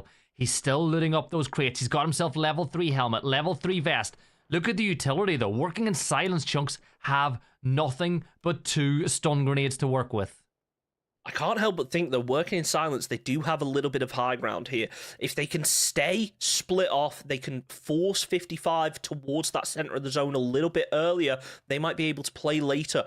Wait for 55 to open themselves up here. Sure, they've got hard cover now. You just need to be very careful with how you take this fight. Honestly, I'd be tempted to just let Solids pop up, get that info, potentially risk going down just so that other player can wrap around. He's got a bit of an eye of sight onto one of them, takes down one, tries to follow it up with a second, but it's traded. It's a 1 versus 1, using the hay bale for cover, tries to spray through the bush. The zone is sneaking in, and who even won that, Gibson? That was so close. BL, he won by crossing that road, and the shots missed by Mixtall. BL won that game. I keep saying it over and over and over again. The most underrated player in all of South America comes up with a huge win for working in silence. Only 5 kills total, but the 10 points for the chicken dinner. And you give him an opportunity like that, he's never going to miss those shots, Chunks. And with that, working in silence will rocket up the leaderboard. But Chunks, that's the first ever time you and I have casted a Taego together. And what were your thoughts? Did it live up to expectations? Oh, it certainly did. I mean, I am a horrible caster because I love seeing those players forced into those open zones at the end. It really tests your map knowledge. It tests how you're able to position. And I just want to reflect back on that crash from what it takes right there to be able to defend that. Really impressive. And we should talk about working in silence a little bit more, because they did play a little bit slower in the early game, but that managed to make it through to the late game. I think they only had, what, like 2 kills by the time that phase 5 came along, something like that. They really took it slow. They were very patient with their fights, but when they got the position, they made the most out of it, and that's the most important thing when you're a few players down early on. What about Valiant too, though? Like, he picked up 3 or 4 kills, and he managed to get MVP of that game. Yeah, he's responsible for 8 points for his team. Like, 3 kills and getting them into 3rd place with plays like that. That's 8 points for them, which is huge. But let's not forget about everything else that went on. Bestia topping the leaderboard as far as points are concerned, even without that chicken dinner. The 13 kills giving them a massive boost from that side of things. And then other notable points tallies: 55 with 11, Empire with 9, What It Takes with 9 as well. And it's nice to see, oh my god, one of the new teams that we've seen inside this format picking up 6 points, and a nice placement for them too. I mean, the most interesting thing to me, though, is look at the right-hand side of that leaderboard. Look at all of those teams that went down with less than 5 points, and some of the names that are in there. We got Falcons with 4, Liquid with 2. Luminosity didn't get a single point in that game. That is crazy to me. And we said, you know, as we go into game number 2, things could switch up. Teams could start learning the way things are played, and it seems to be reigning true right now. Yeah, but the big thing is, though, 15 teams got points in that game. Like, I love it whenever so many teams get something. It means a lot of people were getting kills and place points. And we look at our leaderboard at this point. Working in silence, top of everything with 30 points for them. Liquid in second with 28. And thankfully, Chunks, every single team after 2 maps now have points on their tally. That is good to see. You know, you always worry when you come into an event like this where there's teams that have qualified, there are teams that are more established, that those teams that are qualified are going to struggle to keep up with the lobby. But the fact that everyone has a point now, it's a really good place to start. We're only 2 games into the 8, obviously only 4 being covered this evening. Then it at least gives you a starting point. At least you can kind of pick off a couple of things that have worked out well, and you can progress from there. You can build on it. Whereas these more established teams, they've got the foundations. It's going to be interesting to see whether they actually decide to change things up too much, or whether it's just going to be, okay, we know this works, let's keep trying it, and see how those newer teams can maybe adapt to that and potentially come out on top in the grand scheme of things. Well, the opportunity for change is shortening rather quickly. There's only 2 maps left to go tonight. 1 game in Rondo, one game in Erangel, which means we will jump into a very quick break. When we come back, we'll be jumping over to Rondo for the first time together as a duo. We'll be back in a couple of minutes. Welcome to the PUBG Players Tour. This year, we're introducing structured competitive play in third-person perspective mode for players of all ranks, levels, and ability. Here's how it works in EMEA and Americas. PUBG Players Tour competition is held in 2-week phases. Each week, you and your squad can compete in player scrims. Think of these as a great alternative to ranked play. Each day of scrims will feature a variety of maps, with defined team and lobby sizes to ensure a balanced best-of-3 rounds. Teams will earn points based on their performance, and daily leaderboards will track their progress. When the scrims are over, the top teams will qualify for the PUBG Players Tour Cups, where they will be joined by up to 10 invited teams, featuring some of the best players in the region. Players Cup leaderboards will track team performances across 2 days of play, with the top 8 squads progressing to the final round of competition. Players Masters are the pinnacle of the PUBG Players Tournament. 8 teams from each of the 2 cups will engage in fierce competition for a huge prize pool in each region across the PUBG Players Tour season. And for times when a Players Masters isn't scheduled, you can still get your PUBG Players Tour fix with Super Cups. These work just like Masters events, where again, 16 teams, 8 from each of the 2 previous Players Cups, compete for a share of the total cash prize pool. Welcome to the PUBG Players Tour. You know the game. Be a player.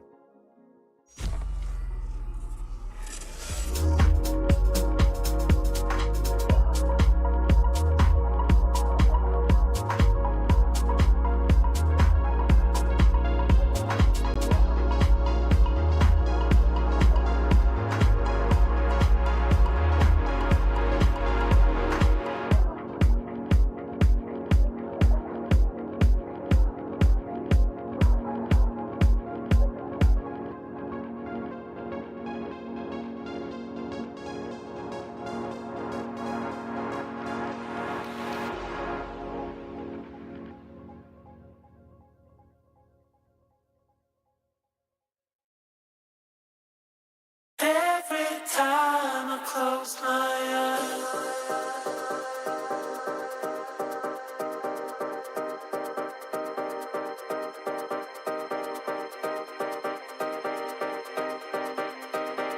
every time I close my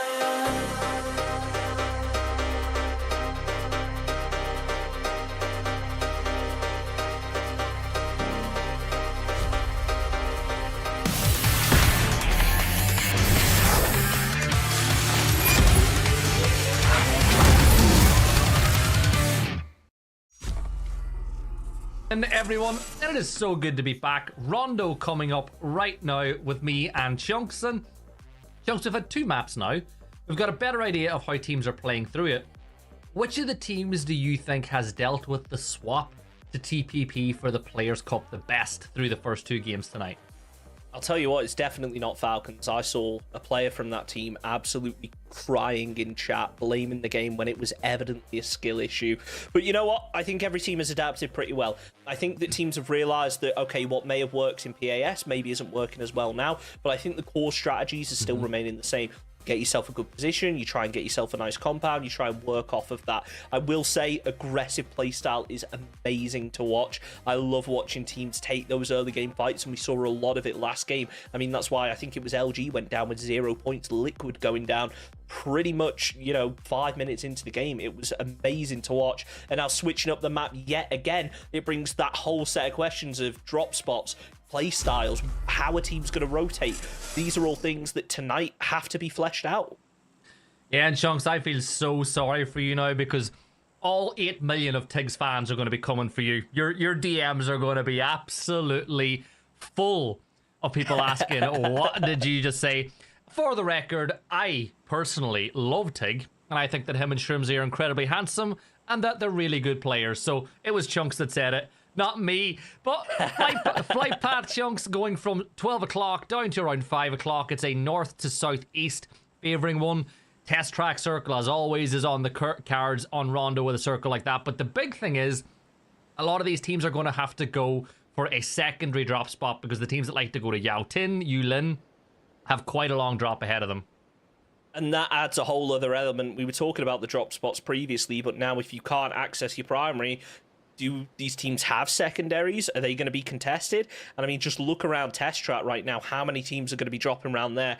It's going to be a messy one, and I can't wait to see. I can't wait for it. Like, here's one of my stars of the last map. BL, his decision making to cross the road in the late game was massive for them and getting their win. And this roster, right? Santa, Ruben, Souls, and BL. I would not be this could be trouble. Oh, Posa just about gets in the E-bus in time before Kerak could run him over. But I genuinely think that this El Proyecto are a great side, but the Working in Silence roster are genuine contenders for international PUBG events this year, and they're genuine contenders to win the Players Cup as well. I think they're so good. Oh, yeah. And I mean, there's so many teams out here that have demonstrated in the early game just how hard they can fight and how willing they are to take those aggressive spots. Falcons, they're going to grab their position, no problem. They've already got a bit of an entry into the zone. And I think that one of the things that makes Rondo such an exciting map to watch is that kind of center valley and the water that goes through it. It does limit those rotations options. I think I've only casted one Rondo game, which was in like an OC event, which, I mean, that alone says how messy it was that it was an OC event. As much as I love them, they are an absolute mess. And it ended up down in that city down on the southeastern side. So I'm hoping for that again. Although I did crash about 3 times. I was trying to observe it because it was an absolute mess. I will say this though, and I know we're both in agreement with it. That OS community is one of the best communities in all of PUBG. You do one Without event a doubt, for them. no one comes close. Yeah, you do one set of scrims and they will love you forever for it. So massive shout out to all of the players watching from inside of OCE, because I know it's midday for them as well, so they're watching it on a Tuesday afternoon. No, what better way to spend your Tuesday than watching some PUBG, that is. Now, the thing I will say is I don't want to alarm anybody in chat, Chunks, but the circle doesn't really have a lot of test track in it at all. It's got Jadena City, and it's essentially split in half by that bay that runs all the way from Jadena City all the way up to the east side of Neox Factory. We'll see. Look, as soon as you rule out a zone, that's when it happens. It's why I've never been able to cast an island circle on Miramar, and I'm still waiting for the day. You know, the number of times I've said it could be an island circle, and then it just hard shifts the southwest or something and doesn't end up going down there. So now that you've ruled it out, there's a chance. But now that I'm saying there's a chance, unfortunately, I hate to crush your dreams, but we're going down south. I really hope... I don't want it to go to test track. I want this to go to Jadena City. I've never seen a circle there, and that city is an absolute mess to see fights in sometimes. Adam here from Empire, one of the dynamic duo of Canadians on this roster. Massive fan of Adam and everything he's able to do in the past. And obviously you got Michael joining the crew, Valia picking up points for this team. I was a little disappointed by this team in the PS. Yes, they made it to the finals lobby, but I was expecting more oomph from a team with as much experience as this. But I think this event, I think we could see a lot of fun from these players and maybe see some big plays from them. I think a lot of the time what you see when teams kind of first form together is that they either have that kind of immediate bounce where, okay, it's a new squad, they've got that momentum, they're just absolutely farming. And then you've got the other side of things where some teams take a while to mesh, but what I tend to find is those teams that maybe don't mesh at first are the ones that go on to do big things in the long run. I definitely feel like, sure, you can have that bounce early on from just being 10 out of 10 with your gunplay, just amazing fraggers across the board, but a lot of the time it is about building that team chemistry, and it tends to be, if you're a hyper-aggressive team, it's a lot easier for teams to find those cracks in your armor, and things can fall apart very quickly. And you know, PUBG at the end of the day, when we're playing these longer format events, when you've got a bunch of games over the course of multiple days, it's a lot about mentality. It's a lot about changing that mindset. And I think that's what they're going to try and do this evening. I think that, you know, they had a rough PAS. They're going to come back now. They've reset. They're all very accomplished, very experienced players. And I expect them to do well this evening. Yeah, and you know what? There'll be people expecting them to do well next week as well. So we'll not rule, we can't rule anybody out, and I would like to see them perform well. We might see Gizera ruled out if Psycho is able to land the shots, but thankfully for him, the meat seat is more of a shield seat for him as nobody's sitting in it, and it will provide some bulletproof ability for him to rotate on by. But Typhon Gaming will look to get some points on the board. But I love this from Haven. Demobilize, pop those tires, make it difficult for El Proyecto to rotate a little bit later, and you might even just force him to get in that aforementioned meat seat as Gizera attempts to lock down some shots from afar, but Haven will rotate this way. Bestia on the other side of things, though. They've got Taego for company. I think that that previous game, by the way, might have knocked some sense into LG. They are finally playing as a four-man now. Snakers, Gats, Bizler, and Voxic. They're going to be working their way in over from the western side. We might actually see them getting involved on towards this fight. They can definitely hear the gunshots as Voxic is going to be scouting out. And I keep getting hit with nostalgia, man. We started out talking about how TPP was how things started out. One of the things that I used to love in TPP was the fact that the M16 was the meta. That was your long-range gun. Throw an 8x on it, and I just keep getting reminded of those nostalgia days and seeing it again. I'm interested to see how it performs again. You know, most teams, they're obviously going to opt for a DMR, but I just love seeing that 8x M16. I love when people talk about nostalgia in PUBG, and they're like, oh, I miss the good old days. And then you look back and you're like, nobody could spray full auto on any AR for anyone that was more than 5 yards away. You couldn't cross bridges on any bikes whatsoever without being sent a million miles into the sky. And you always had people dying to the zone in phase 1, phase 2 because they had no idea how BRs worked. It was fun. Look, that stage, the world was consumed by the game, and I think a lot of people would love to go back to it at times, but I still think, look, you look at the player base right now, the numbers, like PUBG is in such a good place as far as player counts is concerned. And I just think that I'm always looking forward to what the future's going to bring for this game, because I feel like there is young talent coming through. You've got teams from the Americas competing at an international level, at a really high level. We've got good times ahead. Look, I know you said no one could spray, but another OG name, Maluk. Tero could hit those sprays. I remember watching Tero hitting those sprays. Obviously not at Face It, but we won't talk about that one. He was a GOAT. Like, the skill gap since then has progressed so much, and I think that, you know, as the game gets tuned, you know, over that course of time, sure, these things have been made easier, but it was such a brutal game, and when you saw a player, you know, being able to hit those sprays and do amazing things, it was so impressive, and now it just feels like the skill level has been brought up across the board. We've got so many high-level players. I mean, you see players spraying with like a 6x on, fully zoomed in. I couldn't do that, and it just shows there is so much to learn. And it's a reminder that, look, you can take part in these games. You can have a chance at improving. Just take part in the scrims. All you have to do is be 16 plus, do exclamation point register in the chat, and you can take part and potentially be here next week.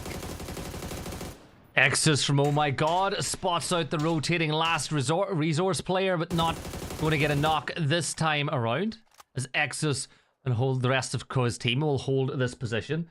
As we said, the circle does encompass Jadeda City and Danxing. Test Track usually gravitates the circle that way, so we'll find out in about 25 seconds if that is the case.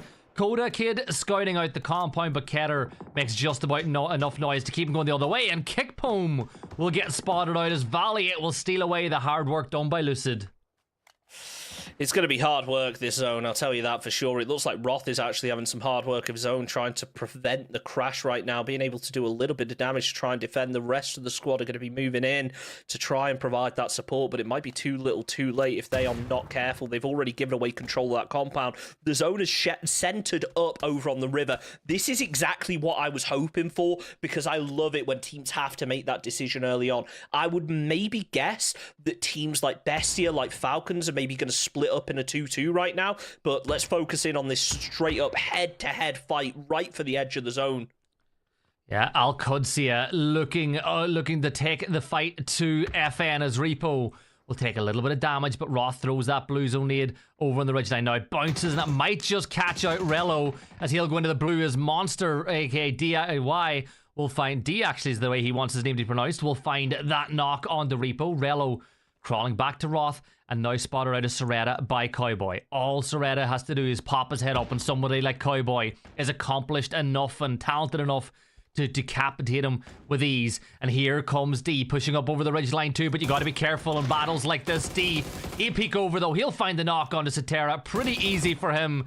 That's another 2 points on the board for Al Qudsiya. 3 kills for them as we're down to 60 players alive. Early game battles, they work out well for some, but there's always going to be someone on the other side of that fight. Unfortunately, this time, going to see a victim early on. 60 players alive, as you mentioned. Teams now need to start making a decision early on. There's a lot of high ground that can be played here, but there is a deadly valley full of water that is going to be nearly impossible to cross for some of these teams. So if you control the spot where you can cross, like a bridge, you're going to be at a huge advantage. But again, you've got to be prepared to fight. There's going to be so many teams heading your way, and now's the opportunity to pick up those kill points. Granted, you might not be able to make it as a full squad to that end game, but when it comes to kills, that's where you're going to get the bulk of your points if you're a heavy fragging team.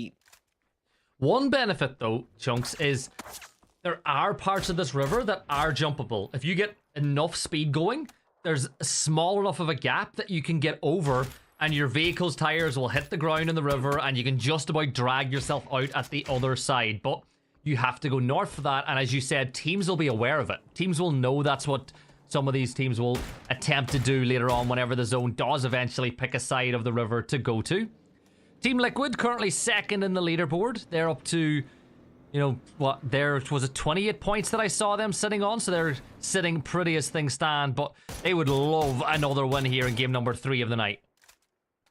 They will certainly be trying for it after an unfortunate performance in our previous game, but it's a clean slate, it's a fresh map, and that's going to be the theme of these player cups. You know, one of each map, you get one opportunity to shine, and hey, if it doesn't work out, you can always come back on day 2 and try and recover from it. Empire Gaming, squad we've talked about quite a lot. They've only got 1 kill on the board, but considering there's only 4 players down, that ain't too shabby. They're still making a lot of noise, making that position known, as they are in a very advantageous position. We'll have to see how the circle shifts, though, because, again, if they have to make that cross, it's going to cause a lot of problems because Falcons are right up ahead of them. Yeah, I love the decision by 55, though. They're called in that E-pickup, so they will be in the air, or at least near being in there when the circle pops. Ooh. And now with that pop going that way, they might just stay where they are. That was based on if the circle went over to the other side of the valley. Now things get interesting, because a lot of teams have to cross the road. Now, you can see towards the south, one of the teams already have that bridge on lockdown. They'll be able to cross no problem whatsoever. It's the other teams that might have issues, and as you can see, Bestia have now crossed that exact same way that I just spoke about. They're making their way over there. They've got 2 players over, 2 coming, but Luminosity, they'll get a... Oh, never mind. Look at this, Chunks. Team Liquid putting some damage onto Working in Silence. Well, this is the way Liquid play. If they get those early game kills, it carries that momentum forward. They get really, you know, aggressive, and they're able to make a lot happen out of it. Luke is just spamming through that smoke to try and get a second knock, but let's switch over to the compound on the north right now as the nades come out. DIY just about able to take cover behind the fence. The rest of the team moving in. Roth now crashing in with the vehicle, trying to make an opening, make a little bit of noise. It's Rello that goes down first. Cowboy there to provide a little bit of cover as Roth tries to med up. Cowboy jumps inside, tries to use the TPP, but it just doesn't work. 16:04, getting Cowboy down as D and Roth now the last 2 players standing for Al Qudsiya. OMG doing a great job on the back of holding the line against this side. J08 will find a great nade onto Roth as well, leaving it all down to D now. Tight against the wall. He's going to call in some cover, but Fairhopper, I think, has a really good idea of where D is now playing. And here comes El Proyecto. Haven will get that knock, and they're going to crash into this compound. Job done. First job at least. All 4 players, Chunks, have hit the ground, and nobody's been knocked yet. I can't believe yet another crash is coming through. This is going to be really tough for OMG. 8 bullets left in the mag, and it doesn't quite work out. Kraken pushes in, manages to get the knock. El Proyecto, they're coming in without much info. They don't know where those players are, but that will give them a little bit more. They are just strategically taking down players one by one. They're playing for the trades. They are taking the fight exactly how you should be, avoiding those silly situations where you can lose a player. Haven has to be careful, though. He looks eager to jump out of the window, and he might just do that. If he does, it could could spell the end for him. I'm sure 0809 is going to do everything he can if he gets a knock to immediately flush it, because you know you are not getting out of this alive, pretty much certainly. Pre-fires the corner, takes down one, tries to stick the flush, but it's just not going to be. And El Proyecto clean up yet again. 5 kills on the board, as they should be able to get the res. They're going to make the move, and they're going to have to rotate quick. For nothing, eliminated as well, as we lose another team, as there's 13 left alive as we're about to shift to phase 4. And elsewhere, Luminosity finding knocks on the Typhon, as they have not managed to cross the valley just yet.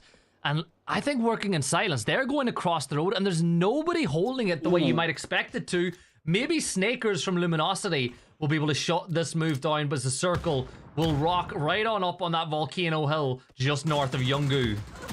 So this is a big rotate that's coming from Liquid now. They've only got 2 players left up, fighting off everything they can. Toyo are closing in, and it looks like Bestia are also on the other side, trying their best to get involved. Meds coming through. You got to think they're going to struggle here, but Toyo, why are you not pushing quicker? It looks like, oh, Benja pushes round, tries to get an angle. It's not to be. Luke 12 hits the spray, but that's just going to be like a dinner bell for Capitan. It's not happening, though. He's not pushing. He's preoccupied from behind, and this could be a tricky position now for Toyo. It's down to a 2-man left up. They're doing what they can to try and finish off Purdy Curdy, but he's just being an absolute thorn in their side right now.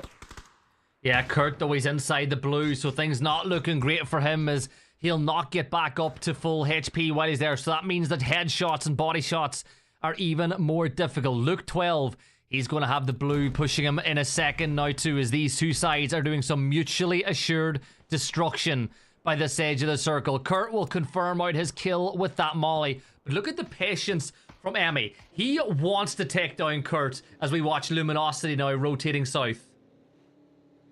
They need to grab something.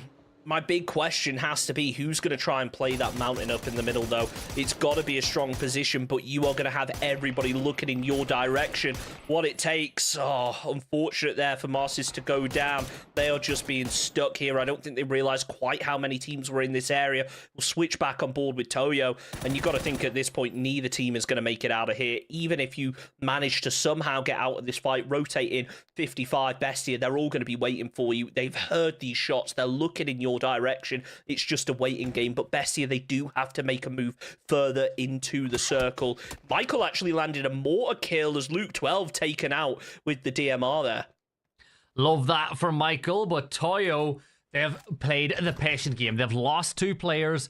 Capitan is still up, as is Emmy, but you can see Capitan now taking a lot of damage inside the blue. 3 seconds per tick, or 3 damage per tick, as that's the end of Team Liquid. Toyo win the war, or win the battle, but does that mean they lose the war, as they've got no real easy way of crossing into the circle? El Proyecto up to 7 kills now in a battle with what it takes. A sneak attack and crew look to hold the position, but look at Gizera, as easy as that. A couple of quick taps from the MK, and they'll get the knock onto Keter.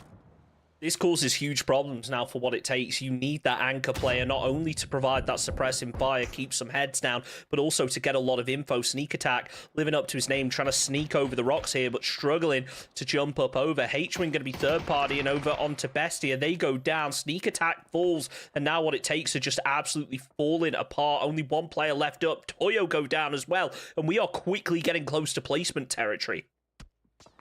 Yeah, 1 more team falls, and we're in that window, and there is that team that falls. It's what it takes, as Gizera will get his kill confirmed, and Banzai Zine will find Marsis, and that leaves it with 28 players left standing.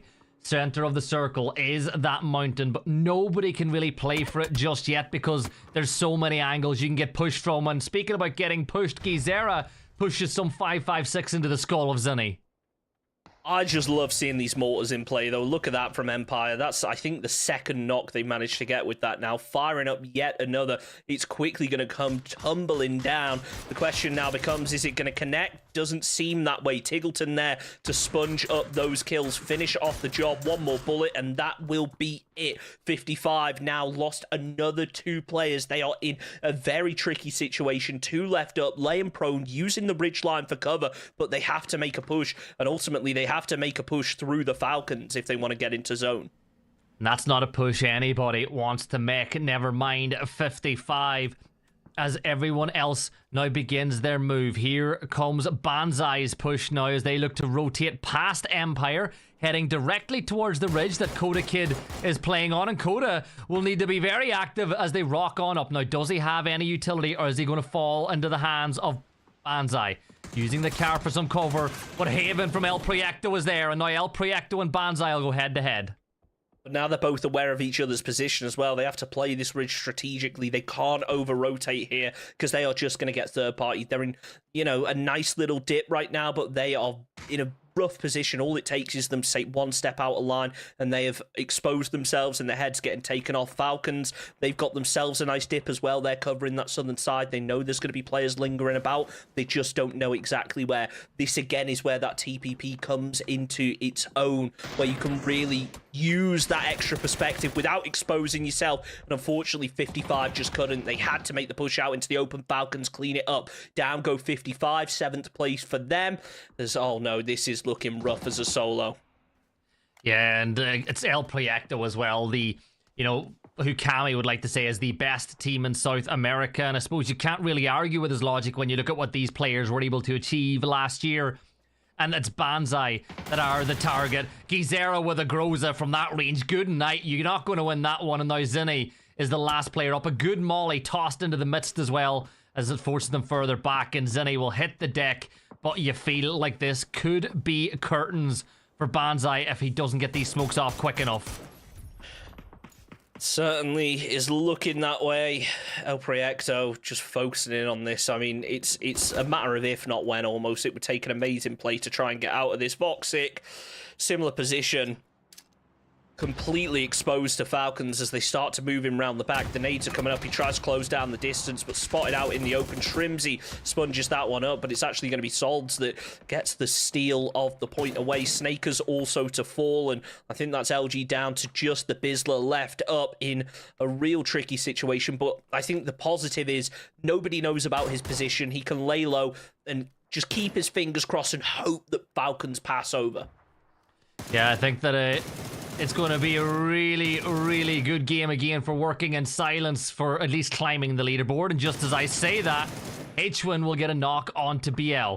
All these teams conversing in this, converging on the spot on the west as you've got the members of Working in Silence here. Falcons are here. Richie B, the Bizzler is here. What a nade that was from Finna on the other side of the circle, wiping out all of Banzai. Luminosity, Tiggleton spots out the Bizzler. And now it's going to be Falcons going head-to-head with Working in Silence. And H1's first spray will not be successful. But let's see if Santa can give just enough covering fire. But now he's got to move with the blue. It's going to be tricky here. He's made that position known. It looks like the squad should just about be inside of the zone for Working in Silence, but they still have Falcons up ahead, and they are not letting off. 10 kills on the board. They're looking to try and stack that number up. A 25-point game would not be too bad for them, and they're certainly targeting him right now. Kickstart takes down Santa as Tig rotates around, hits the spray, looks for a second, flushes it out, but no, he's caught out by El Proyecto. Really impressive there. Working in Silence falling down in 4th place as Falcons having to regroup a little bit. They pushed in almost over aggressively. They are completely surrounded. They have the high ground, but that only counts for so much. Yeah, and look at H1 coming under fire from all angles as El Proyecto will begin pushing the spot. It's a 4v4 v2 now as H1 falls as well, as it is NA versus South America in the end of the game. Michael will be hoping Empire can do the business, as will, I'm sure, Empire, the org themselves, as I'm pretty sure they're watching this game with their eyes open as to what happens. And Falcons, will they go for the res? I see Tiggleton's just picked up Shrimsy and he's going to bring him back in, and maybe, just maybe, there's a chance for them to get the res. Certainly going to be a difficult one to try and get him back up, but it looks like potentially Empire have caused enough of a distraction here for El Proyecto to be able to kind of focus their attention. They're definitely positioning as if they know they're going to get the shift. Look at the amount of zone control that they have now. All it takes, though, is Michael to get a knock, and that weakens up the team significantly, gets down behind the shield, and unfortunately, it moves down the way of Empire Gaming. They still have Haven inside the circle, though, which could provide a good opening, but it is an open area to try and cross. You've got to hope they've got smokes left. Yeah, and Falcons back up to a 3 now as well, as Tiggleton and Shrimsy got into the circle, and with that, it makes things interesting once more. That center of the circle's just to the east of the high point of that mountain, and if Falcons play it, they'll be able to come down on the top of the rest of the lobby. Empire locked into the position in the south as El Proyecto will pick up some loot, but the big question is, what do they do? Do they take on Falcons? Do they aggressively push up the side of this ridgeline? Or do they elect to play this ridge, the very edge of the hill, and wait to see what happens next? Even working his way up, not wanting to overextend, trying to maybe use that vehicle for a little bit of hard cover, unless he's going on a rescue mission. Doesn't appear to be the case, using those smokes to try and get the team in. But Michael, he got the read on this. He's wrapped around, taking a lot of damage, cracked to the head. It looks like, though, I think that's Finner is going to be able to provide a little bit of extra support. Flashbangs coming out, maybe faking the push. No, it looks like they are going to actually work their way over as more flashes come through. Empire are closing this, but Finner gets caught with one of his own, and then followed up by a headshot. Players now being forced to prone. They've pushed over, not expecting El Proyecto to actually get aggressive onto this, but that's exactly what's happening here. Gets the flush, tries to follow it up with more flashbang going over the top, and El Proyecto, they need to try and capitalize on this now. They've weakened Empire. They need to try and finish the job. Pushing Gizera, who's got a Groza, is never the best idea in the world. It's like the call of the void. Tiggleton going for that flank on the side. This could be massive for one of the best players to ever do it. Nades now thrown into the dip as Shrimsy will find one, but Pose is there to trade it back. But right on cue, the Thunder from down under is going to peek on up, but Haven will find it. Empire now, if they capitalize, would be able to get a big win. Falcons will lose one confirmed. Gizera will get potentially rezzed in the midst of all this action, but Empire just a little bit too slow, a little bit too passive here, Chunks. If only Tig knew how to throw a nade in TPP, would have landed that one. I'm getting a lot of hate for this, but Michael, he is putting down the paid onto Haven. Now they need to open up. One of these teams needs to commit, and quickly. They still need to be cautious of Shrimsy up at the top here, as he could very easily do some damage. But if you're in Shrimsy's position, you're kind of waiting for this fight to finish off. Never mind, spoke too soon. He's getting aggressive, goes for the spray, doesn't quite connect with all of it, but it's enough to slow down Adam, as Michael trying to find something through that smoke. It's not to be. El Proyecto, they are moving up that hill in quick time. Valiate tried his best to anchor, but it's not going to be enough. Down he goes. 2 players left up from Empire Gaming, and well, it looks like things are starting to fall apart for them. They can still try and keep this going, but they need an extra knock onto El Proyecto to be able to make anything happen. Haven now flanking below. It's a 3v2v1 now. Do El Proyecto go for the res, but 2 players from Empire are going to work in tandem. First spray does some damage. Second one as well onto Michael. And that allows Haven to push up over the ridgeline, but as he pushes, he will fall. Michael gets the kill, and now it's a 1v2. Empire with 2 up, having Shrimsy to deal with, and if you ask my opinion, Shrimsy is the best North American player out there. He has the high ground, but does he have what it takes to wipe out Michael and Adam? There's only one way to find out, and it all comes down to how Empire play this now. He needs to try and hold that position as long as he can. He's got the center of the circle, but Empire, they could potentially split around here and, you know, catch him off guard. It's how you want to play this. The traditional mindset has to be, okay, we should stick together, try and take the 2v1. But also, if you're in a position like this, he has such good line of sight. Again, we need to take into account that third-person perspective. You can see a little bit more without having to expose yourself. It could be the opportunity for Shrimsy to try and get that info, notice that they're coming around, and just take those 1v1 fights. It's easier said than done, though, as Phase 9 starts to close. He does have a full, fresh level 2 helmet, which will be the first thing that Empire see when they peek over the ridgeline. And with there being SMGs, the JS9s, and both Empire's players, limb shots is what they're going to be going for. Shrimsy peeks up over for the first time and deals a little bit of damage, and now a sprint is on to try to get to the rock. But look at that, Empire will make play dirt first, and just like that, he peeks around the side and wins it. Empire with a big chicken dinner, 19 points for them as they just edge out Falcons at the end. But 16 kills for El Proyecto, who went down a little bit earlier. Really impressive for Empire there, trying to make something happen, and they did in the end. Valiate put in that work earlier on, and they are just building on that. But El Proyecto, you got to give them credit. They were playing so aggressively, and you've got to think with the number of kills, it's going to be close to them potentially getting the most points for that game. As we go into the highlights, wow, that was an absolute mess of a game, but I loved every second of it. It's getting we're getting teams getting a better idea of how things are going to play out in this, and we're seeing a lot more use of being able to pick up over ridge lines. We're seeing utility usage come out on top, which was what started to happen at the end of the day inside of EMEA as well. But we did get to see some brilliant plays from some of the best players in the world as well. Some of the long-range shots were excellent. Gizera had a couple of huge moments for El Proyecto. Like, they had 10 kills after just 7 kills, sorry, after just 20 minutes. It was mayhem. And, you know, they were so aggressive, and to even be able to make it to the end game with that play style is a skill all in of itself. They may not have got the win in the end, but, I mean, they put in so much work. They're going to be taking up the majority of the highlights. Look at that. You know, so early on, they had 9 kills on the board. But Falcons, I mean, they played equally as aggressive in that early game. It's just unfortunate that when they tried to wrap round onto work in silence, they did get third-partied. And I got to say, credit to Shrimsy for being able to survive so long. Unfortunately, you're in those 2v1 situations, the team decides to push as a duo. It's hard to isolate the fights, and it's not too surprising that he went down. There is, you know, the point of view where Empire could have split up. They could have tried to take it as 2 1v1s, catch him off guard, but I think it worked out for the better. They got themselves the win, and sometimes it's more about security than trying to play 4D chess with your opponent. 100%. And Empire, look, it was a great game for them to get that win at the end, and the race for the rock was what it all came down to, and it was won by Empire, and that allowed them to take the dub. Let's have a look at the points from that game. The El Proyecto, 21 points. The second game in a row where the team that didn't get the chicken dinner chunks gets the most points available off the map.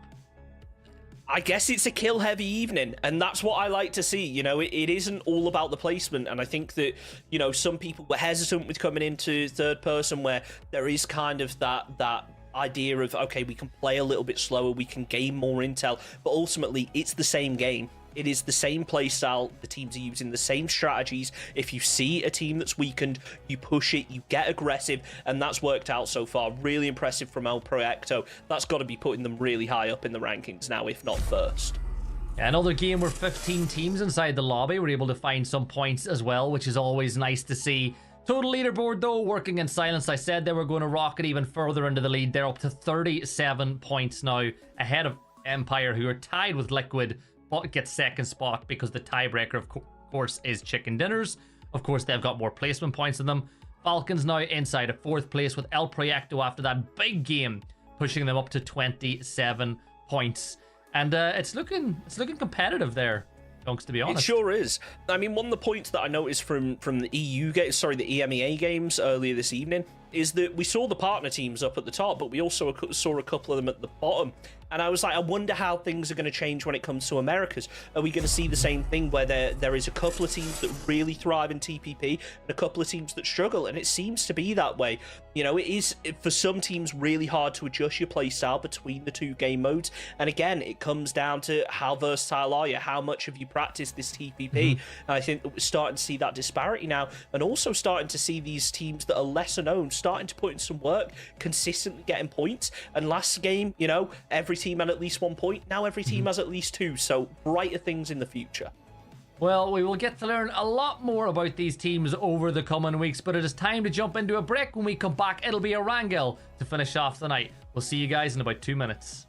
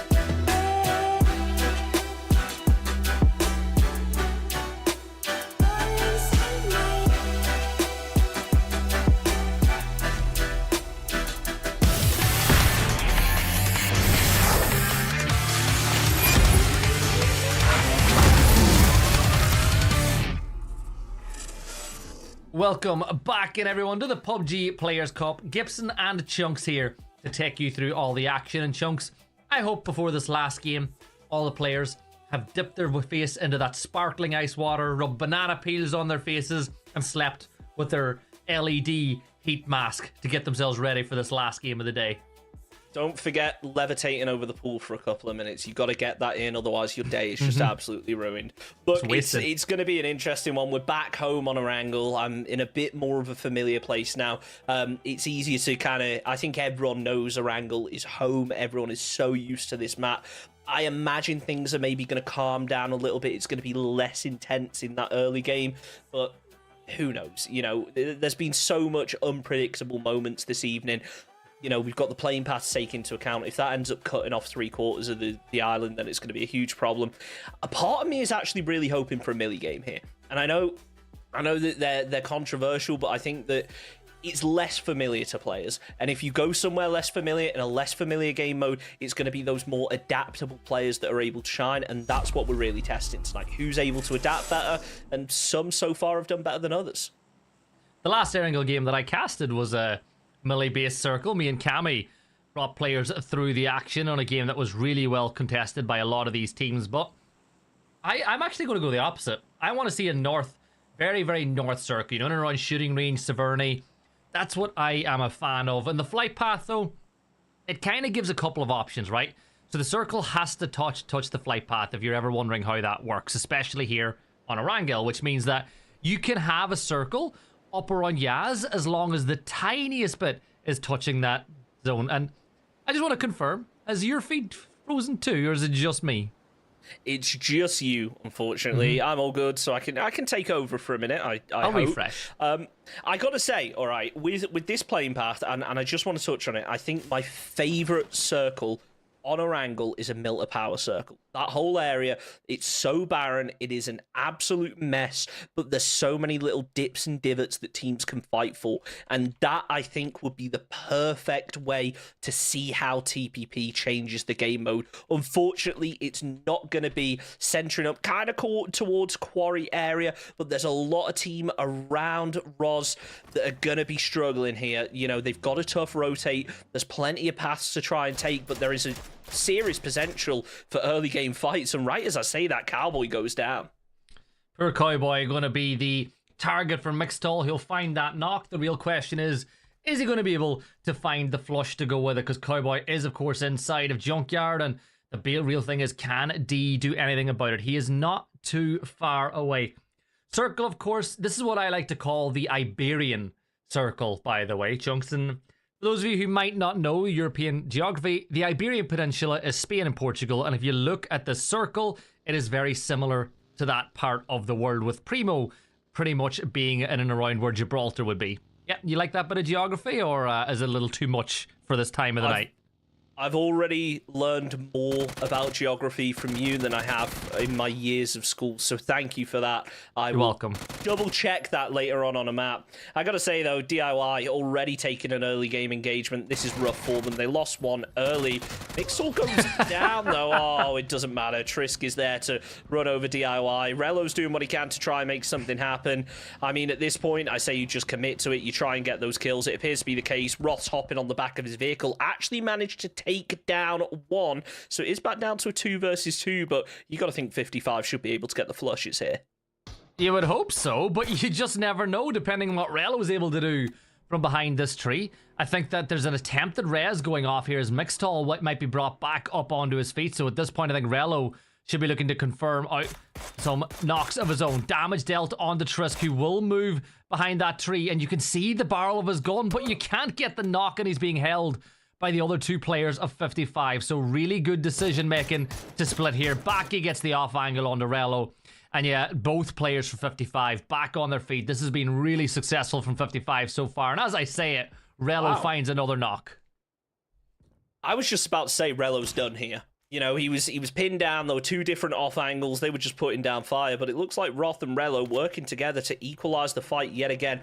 DIY is still down, and I said they were going to get the flush, but he is safe. 55 aren't feeling confident about pushing over this until Relo's been dealt with. I doubt he's got any util, but smoke would be massive right now. Cowboy, though, he's pulling out the shotgun. That's the TPP I wanted to see. Down go 55 Esports to the shotgun. Single blast in 16th place, and it's an early end to the evening for them. You know the meme, task failed successfully? I think that's spot on. Yeah, that win from Al Qudsi in that fight is task failed successfully.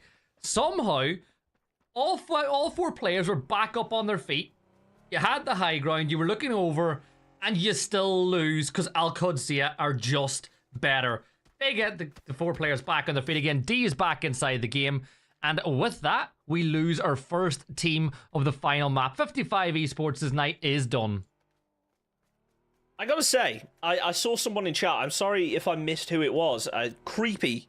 That is actually a really good point. The low ground potentially has the advantage in this game mode, and that's something I think we might have overlooked here, is, yeah, high ground is really powerful for actually getting that info and maybe being a bit more proactive onto the fights that are further away.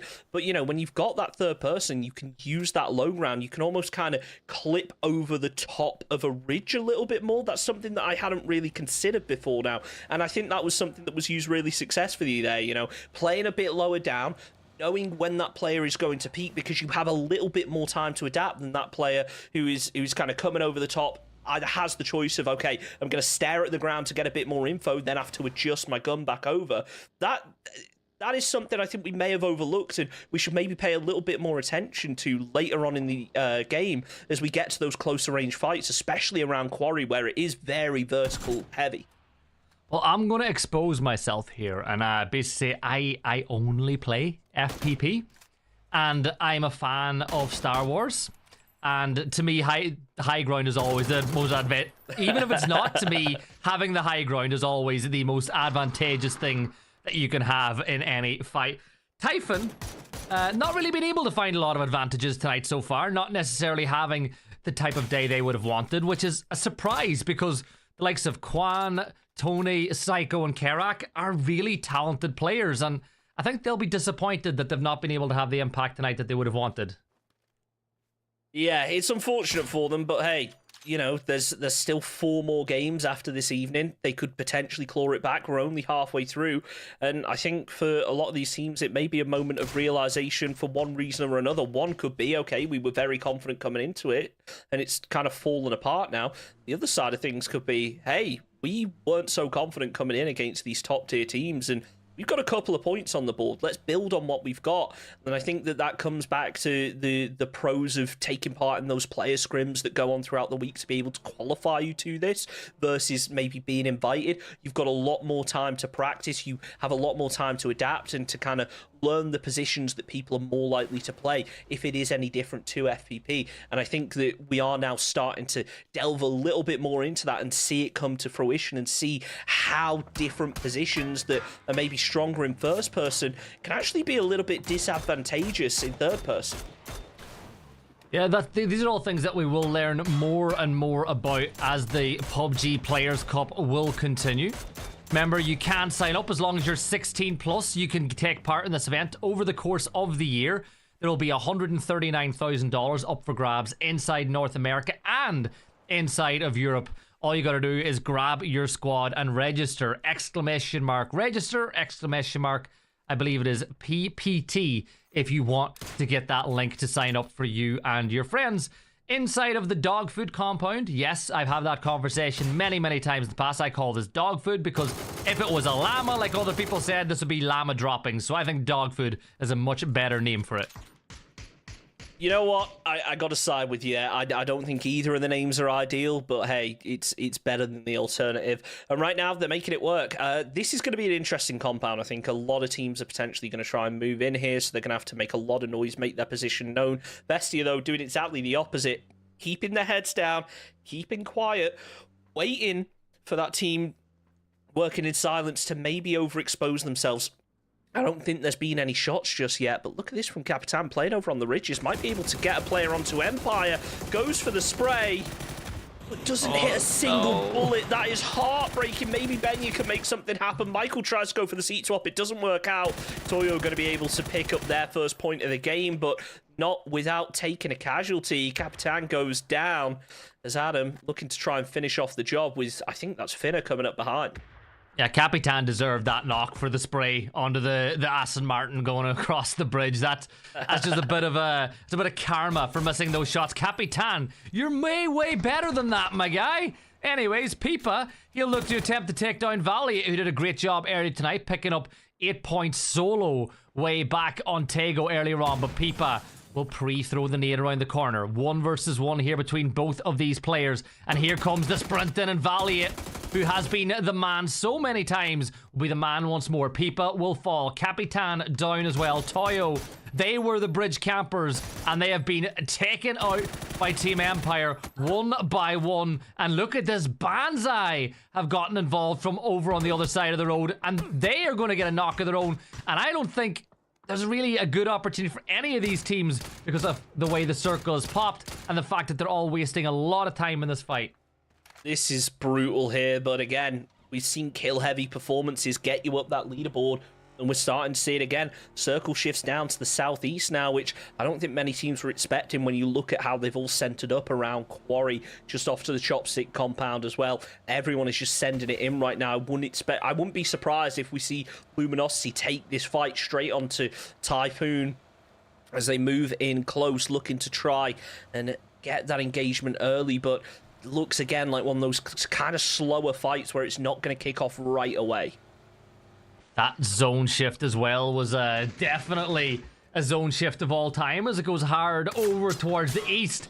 And a lot of players who had gambled on this going by Gatkin North now have to go the other way. The Bizzler, Richie B on the rock for Luminosity inside Navi compound.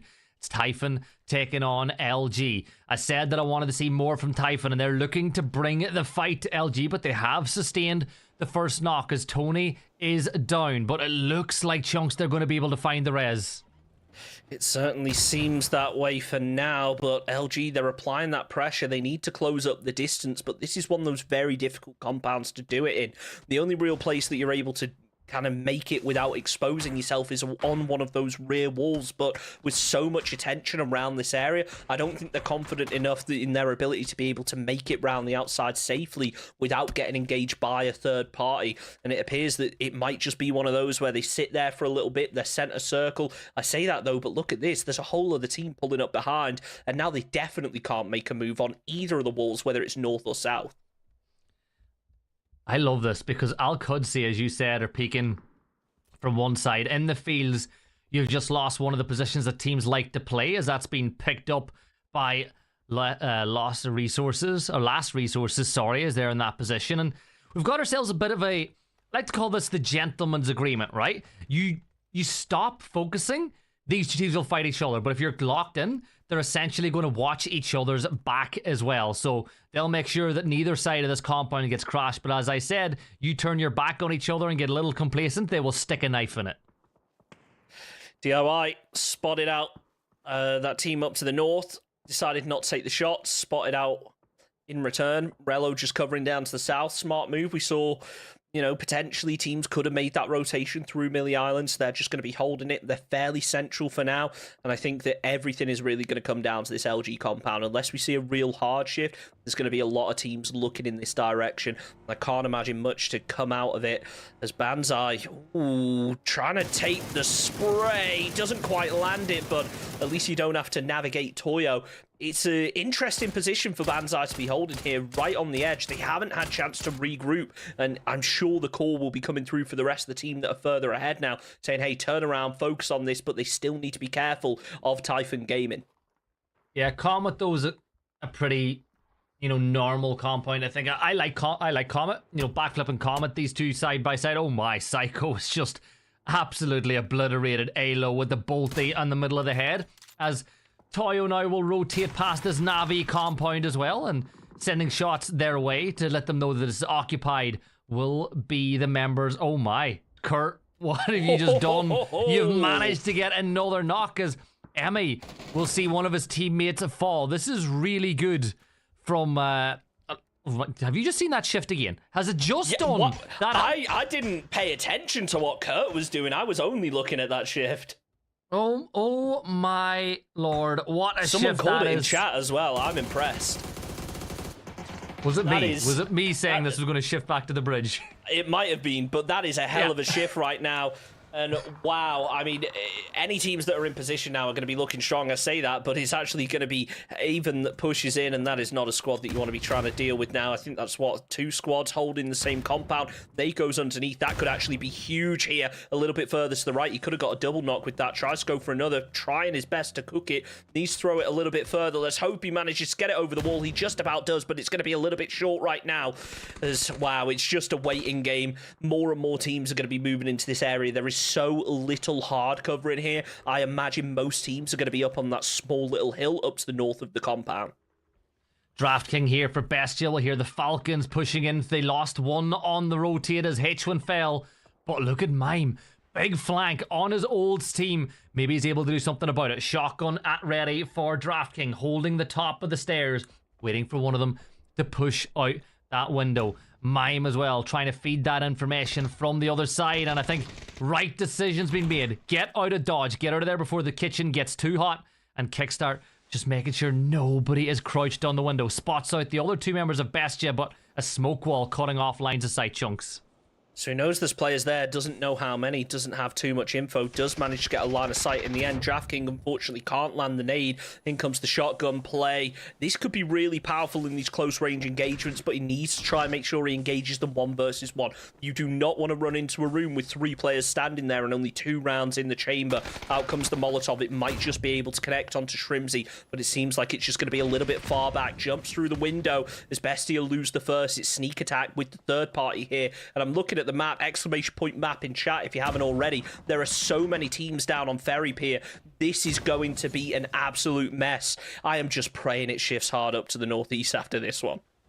15 teams still alive as well as Phase 3 is about to become Phase 4. Vinny gets the knock on the Tig, who tried to make a play there. He got H1 back on his feet, but will pay the lead price for it. But H1 will give a great answer to getting brought back on his feet, finding Vinny, and a molly now thrown inside the window to prevent Mime from getting closer. But the molly, it hit the bars. It hit the bars.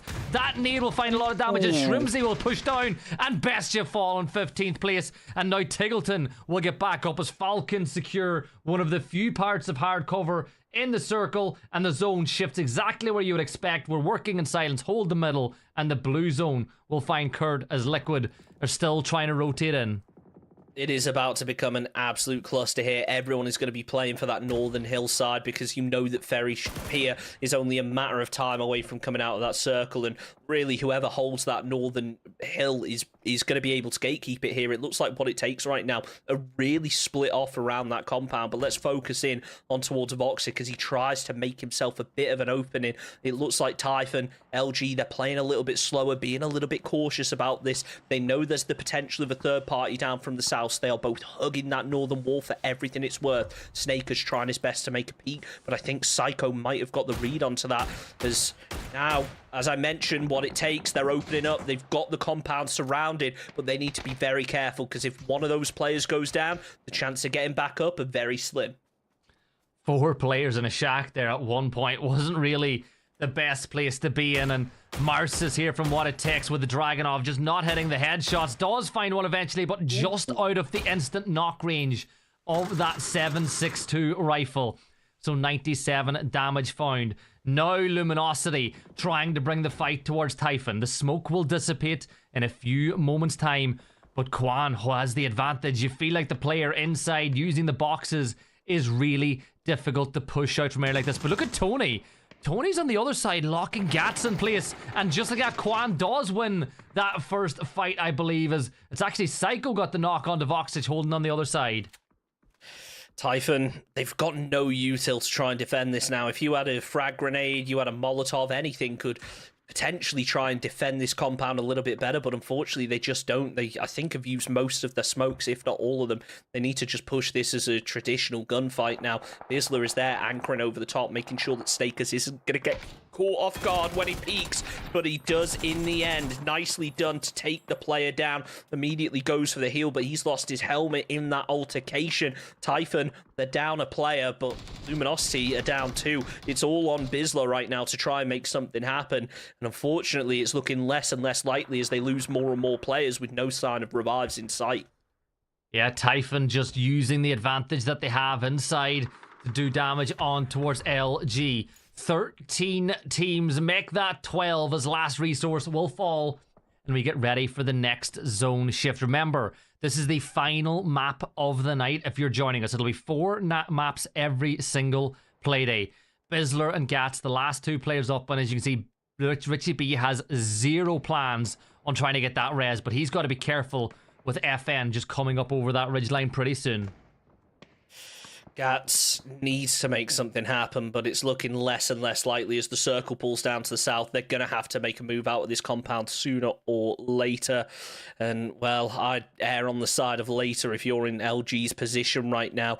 Everybody's just waiting it out. It's going to be a slow end to this fight, you'd imagine, as Typhon, they're just going to play it slow. They realise that they're probably going to get lit up when they go for that cross. As Gats finally opens up some shots. It's just not happening right now. I mean, things are just slowing down, but you know that just means they're going to get more intense later as Voxic finally falls. They've spotted out Gats as he goes for the cross. Typhon player tries to spin out wide, but realizes that Bizler is going to be anchoring on that roof. He can't overexpose himself here. Tries to make the cross, and no shots connected. Typhon, though, they're playing the high ground. They're doing what they can. And there's limited sight lines out of here. It is a sweaty situation for them right now. Their pulses have to be through the roof. Psycho just using the little bit of an angle he gets through that window to see if anyone pushes this way. And there we spoke about it. FN. I said that they were going to be a problem for these two sides, and that's exactly what they are. Repo will get an instant knock and flush onto Tony. Taego get dropped as well in 12th place as this battle continues, but the blue zone is going to get involved pretty soon. Bizler, Richie B, gets the knock onto Quan, leaving it all down to Psycho, and he's going to have to live up to his name if he wants to win this battle. But remember, pushing against Psycho is difficult. He will have the advantage, but when you get a great stun like that on the edge of it, you can begin to push on up. But Quan is body blocking the players from the side. That is really smart from Quan. He buys a little bit of time, but look at that. It's going to be TL, look, who gets the knock onto Psycho. No reward whatsoever. And they've used all the smokes as well. They just have to run out in the open here with that zone pushing in on their back. It's not going to be easy. I've got to assume that all their vehicles are gone at this point. Working with silence again. I mean, I keep saying it, but they're living up to the name. They're being very strategic. They're focusing on getting into zone. They're playing slow, and when the time comes, they are taking the fight. Right now, though, they've got the position. They are waiting. Luke 12, he takes down the Bizler. That means only Gats is going to be left up for LG. And you got to think his days are also numbered. Sparking with a beautiful double tap there. Takes down Gats. That's LG out in 10th. And honestly, they've struggled more than I expected for a roster like LG. Yeah, I'm not going to lie. I was looking in the map for where Empire were for ages, and I finally spotted it. Valiant, of course, one of the two. Yeah, Valiant and Finna, the last 2 players alive. Valiant in the blue, Finna in the blue. They're making an Empire out of that section of the map. I want to see how many points they can get out of this, because they're really good at just getting points out of nowhere. But El Proyecto, they're going to battle at the edge of the circle. You got Team Liquid not too far away. Posa looking at this direction. The other 2 players by a shack. They're going to follow everyone up as the circle shifts towards Working in Silence, who are holding a split at this late in the game, Chunks.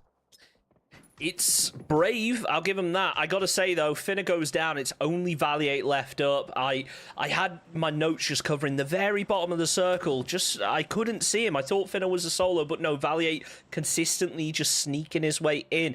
But it looks like that could be a problem soon, as it looks like potentially Sneak Attack going to make a push over that ridgeline. I think they have a read that there could be a player down here. They need to sweep it out, but being careful not to slip down this hillside. The smoke has given some info away. Valiant's going to have to take this really carefully now. He is wide open, and unfortunately eliminated out in 8th place. Does get 1 placement point out of it, as Luke 12, the solo for Liquid, 9 kills on the board. They're going to be happy with this one, even though it's not looking like it's going to go much further with the way this zone has centered up. Yeah, Molly's now being thrown. Oh, Posa, 98 damage onto Luke in his helmet. is no more. And he's got to be oh so careful from this moment on. On the other side, you can see Keter is going to push towards, oh my god, who've slowly and surely been getting deeper and deeper into these games, but it's Sneak Attack who will find that knock. J08 looking for it, but that'll be what it takes. Finding the kill, oh my god, are gone in 7th place, and then there were 6. Still Luke 12, battling with El Proyecto in your picture-in-picture. Falcon still all 4 up, and Luke's doing the right thing. He's going to smoke, he's going to wrap around and try to fight somewhere else inside the circle. It might just be by artillery. Falcons, they're trying to take the fight. I think they realize they have to clear this off, because if they try and move out of here, they're just going to be backfilled from what it takes, and they will be done for. Kickstart does a lot of damage, but it's going to be Marcis in the end that takes down H-Win. Molotov lands, but not close enough. Down he goes as Kickstart putting down fire all around. They're actually going to get pushed here by Cowboy Roth from behind. Roth caught with a lot of headshots, but manages to make it to cover. They've got a bit of a hillside that could provide some respite from those northern teams. Not going to be fired down upon, but as of right now, there's not really a full squad up there to worry about. Kickstart with a really nice nade, as this is going really poorly now. Not the way you wanted this crash to end. Shrimsy dropping the pink smokes, but the blue zone nades holding his pushes. You can just see the Venn diagram's been drawn, and you don't want to be in the middle of that one. The smoke dissipates. Now it's time to move across, and Roth's position has just been given away, but Roth spotted him, and what a quick pop-up and kill it is from Roth. But Alcudia are dealt with. Keter got the kill on the D, and Falcons will push to get the res. But here come what it takes, and do they have what it takes to take down Falcons? Souls from working in silence, though. They've pushed south. They're putting the pressure on. Kick is down. Shrimsy is down. Tig, the last man standing, he is out as well. Working in silence. They're going to do that. They also wiped out El Proyecto, and it's a 4v3v1. This is huge from working in silence. As I said, they wait for their moment and then they strike. That's exactly what they've done this game. Souls getting caught out with a nasty headshot, not able to return the fire is what it takes. Might just about be able to get this res if they use their smokes effectively. The zone has shifted down to the south. That's going to force Luke and Ruben both down here. But, I mean, Ruben's happy. He's there providing that fire and support, making sure that nobody's going to be able to wrap onto his team. It's all about holding out what it takes right now, and they're making good progress, taking down Keter with the nade. Lucid looking like he could potentially take some damage as well as the BZ nade starts to blow. Solds moving in closer and closer. He's got the P90 in hand as Santo takes down another what it takes. Unfortunately, maybe do not have what it takes, but if there's one man that can pull it off, it's going to be Sneak Attack. Gets his teammate back up, but all it takes now is one frag grenade, or in this case, one nice shot from Santala, and they're back down to a solo. That's the end of what it takes. It's a 4 versus 1, but Luke, he's got the high ground. Yeah, side questing is over. Working in silence, they went off in a distance to fight someone else, and now they'll lock horns with Luke once more. They know exactly where he is. The blue is at his back. There's very little he can do. He wishes that he could use that cannon for himself, but I think it's maybe a wraparound and deny time for Team Liquid. Not much you can do. 10 seconds, 10 damage per tick when you're in there. He's maybe going to find one. Maybe Ruben's there, but no. It's a winner-winner chicken dinner. El Proyecto did well, but working in silence get the win. 9 kills, 19 points for them. And what has been a brilliant day for this roster. I gotta say, they've continually impressed me. They play it slow in the early game, they play it strategic, and then they strike when the time is right, and that is a prime example of it right there. 9 kills, an insane amount of damage, and of course getting those 10 placement points to go alongside it. All around an amazing game. It started off a little bit slower. We kind of expected that when we look at these more open circles. Everyone kind of takes these shacks, but again, at the very beginning, that amazing play over by the shelter area, sorry, not shelter, by the tunnels. Really good to see. Valiate again sneaking in towards the end, able to get himself a couple of placement points. I gotta say, both Typhon and LG, that was a really unfortunate position to be stuck in. It is brutal playing out of that compound. It is, and the fight lasted what, two phases at least. It Maybe went 3. on and on and on, and yeah, exactly. And in the end, it was working in silence that got the win. And I gotta say it. That roster's so good. BL and Bros, you know, I like to call them that too from time to time. They are a force to be reckoned with. in both FPP and TPP. And I am excited to see what this week could be for them. Because, of course, Chunks, we've got more action on Wednesday. And then at the weekend, we've got our finals of PAS. So we've got plenty of PUBG to watch over the next week. Absolutely, and that's just for Americas. We've also got the EU stuff going on. We got the Players Cup over there. We got PEC going on. There is so much PUBG Esports action to catch up on. And, well, I mean, if tonight is anything to go of, it's going to be a very exciting week ahead of us. It's going to be a ton of fun. It really, really is. Working in Silence, though, they pick up the 19 points, extending their lead. It was a 7-point lead before that map. Going to be even more now. Liquid and What It Takes and Team Falcons all getting double-digit points in that map as we finish off the day. And I suppose, once again, we're seeing that trend where almost every single team inside the lobby are getting points. Yeah, and that's what we wanted to see. You know, sure, there were a couple of teams that didn't, but they're teams that you'd argue maybe should have done better. Bestie at 55, we've seen them put up significant performances. As we take a look at the overall standings at the end of day number 1, consistently teams are getting points on the board, but it's Working in Silence that have been the most consistent. Team Liquid, even after that chicken dinner earlier, they've struggled to get those placement points, but they've definitely compensated for that when it comes to the number of kills that they've been able to stack up. 45 points overall, 29 of which are kill points. That is amazing to see. And I think the theme of tonight is there's a lot of inconsistency going on. You look at the top half of the leaderboard, and there's not a single team you can pick out there that didn't have at least one rough game, but there's less of that sample size. As we go into Wednesday night, we're going to see that increase, and then consistency will come to the forefront. And then 3 of the teams that I didn't know as well going into this that came through the qualifiers. Oh my god, Banzai and For Nothing. You know, I don't think they're used to playing against teams of the caliber that they've come up against today. Like, they're on the second half of the table. I think today's been a learning curve day for them, so things that they would normally do isn't going to work when you're playing against teams like WIS, Liquid, Falcons, etc. So hopefully they're able to turn things around going into Wednesday nights. And I think all in all, though, it's pretty much what I would expect from that leaderboard. Maybe some teams I thought would be higher, like LG. Maybe they could be doing a little bit better. But halfway through, we've got some teams just getting as many points as they can up at the top. The second half of the table, though, if they want to qualify through to the next stage, they got to really pick up their game on Wednesday. Definitely, and I think one thing that is important to note here is, you know, how teams qualified. When you look at the teams that actually did qualify through the Scrim series, you got Typhon, What It Takes, El Proyecto. They were far and above the strongest teams, 3,300 points, 3,100 points, 2,800 points respectively. Then there was like a significant 400 point drop off after that, all the way down to 2,050 points for Banzai. So for them to be able to even put in the performance that they have tonight, especially a team like Working in Silence, look, they got 2,400 points through the Scrim series. So to be able to have a performance like tonight, it shows that anybody can do it. And just a final reminder, make sure that you go and sign up if you want to take part.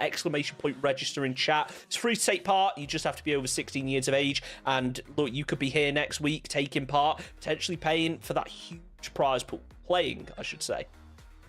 $139,000 in both Europe and NA to be given away over the course of 2025.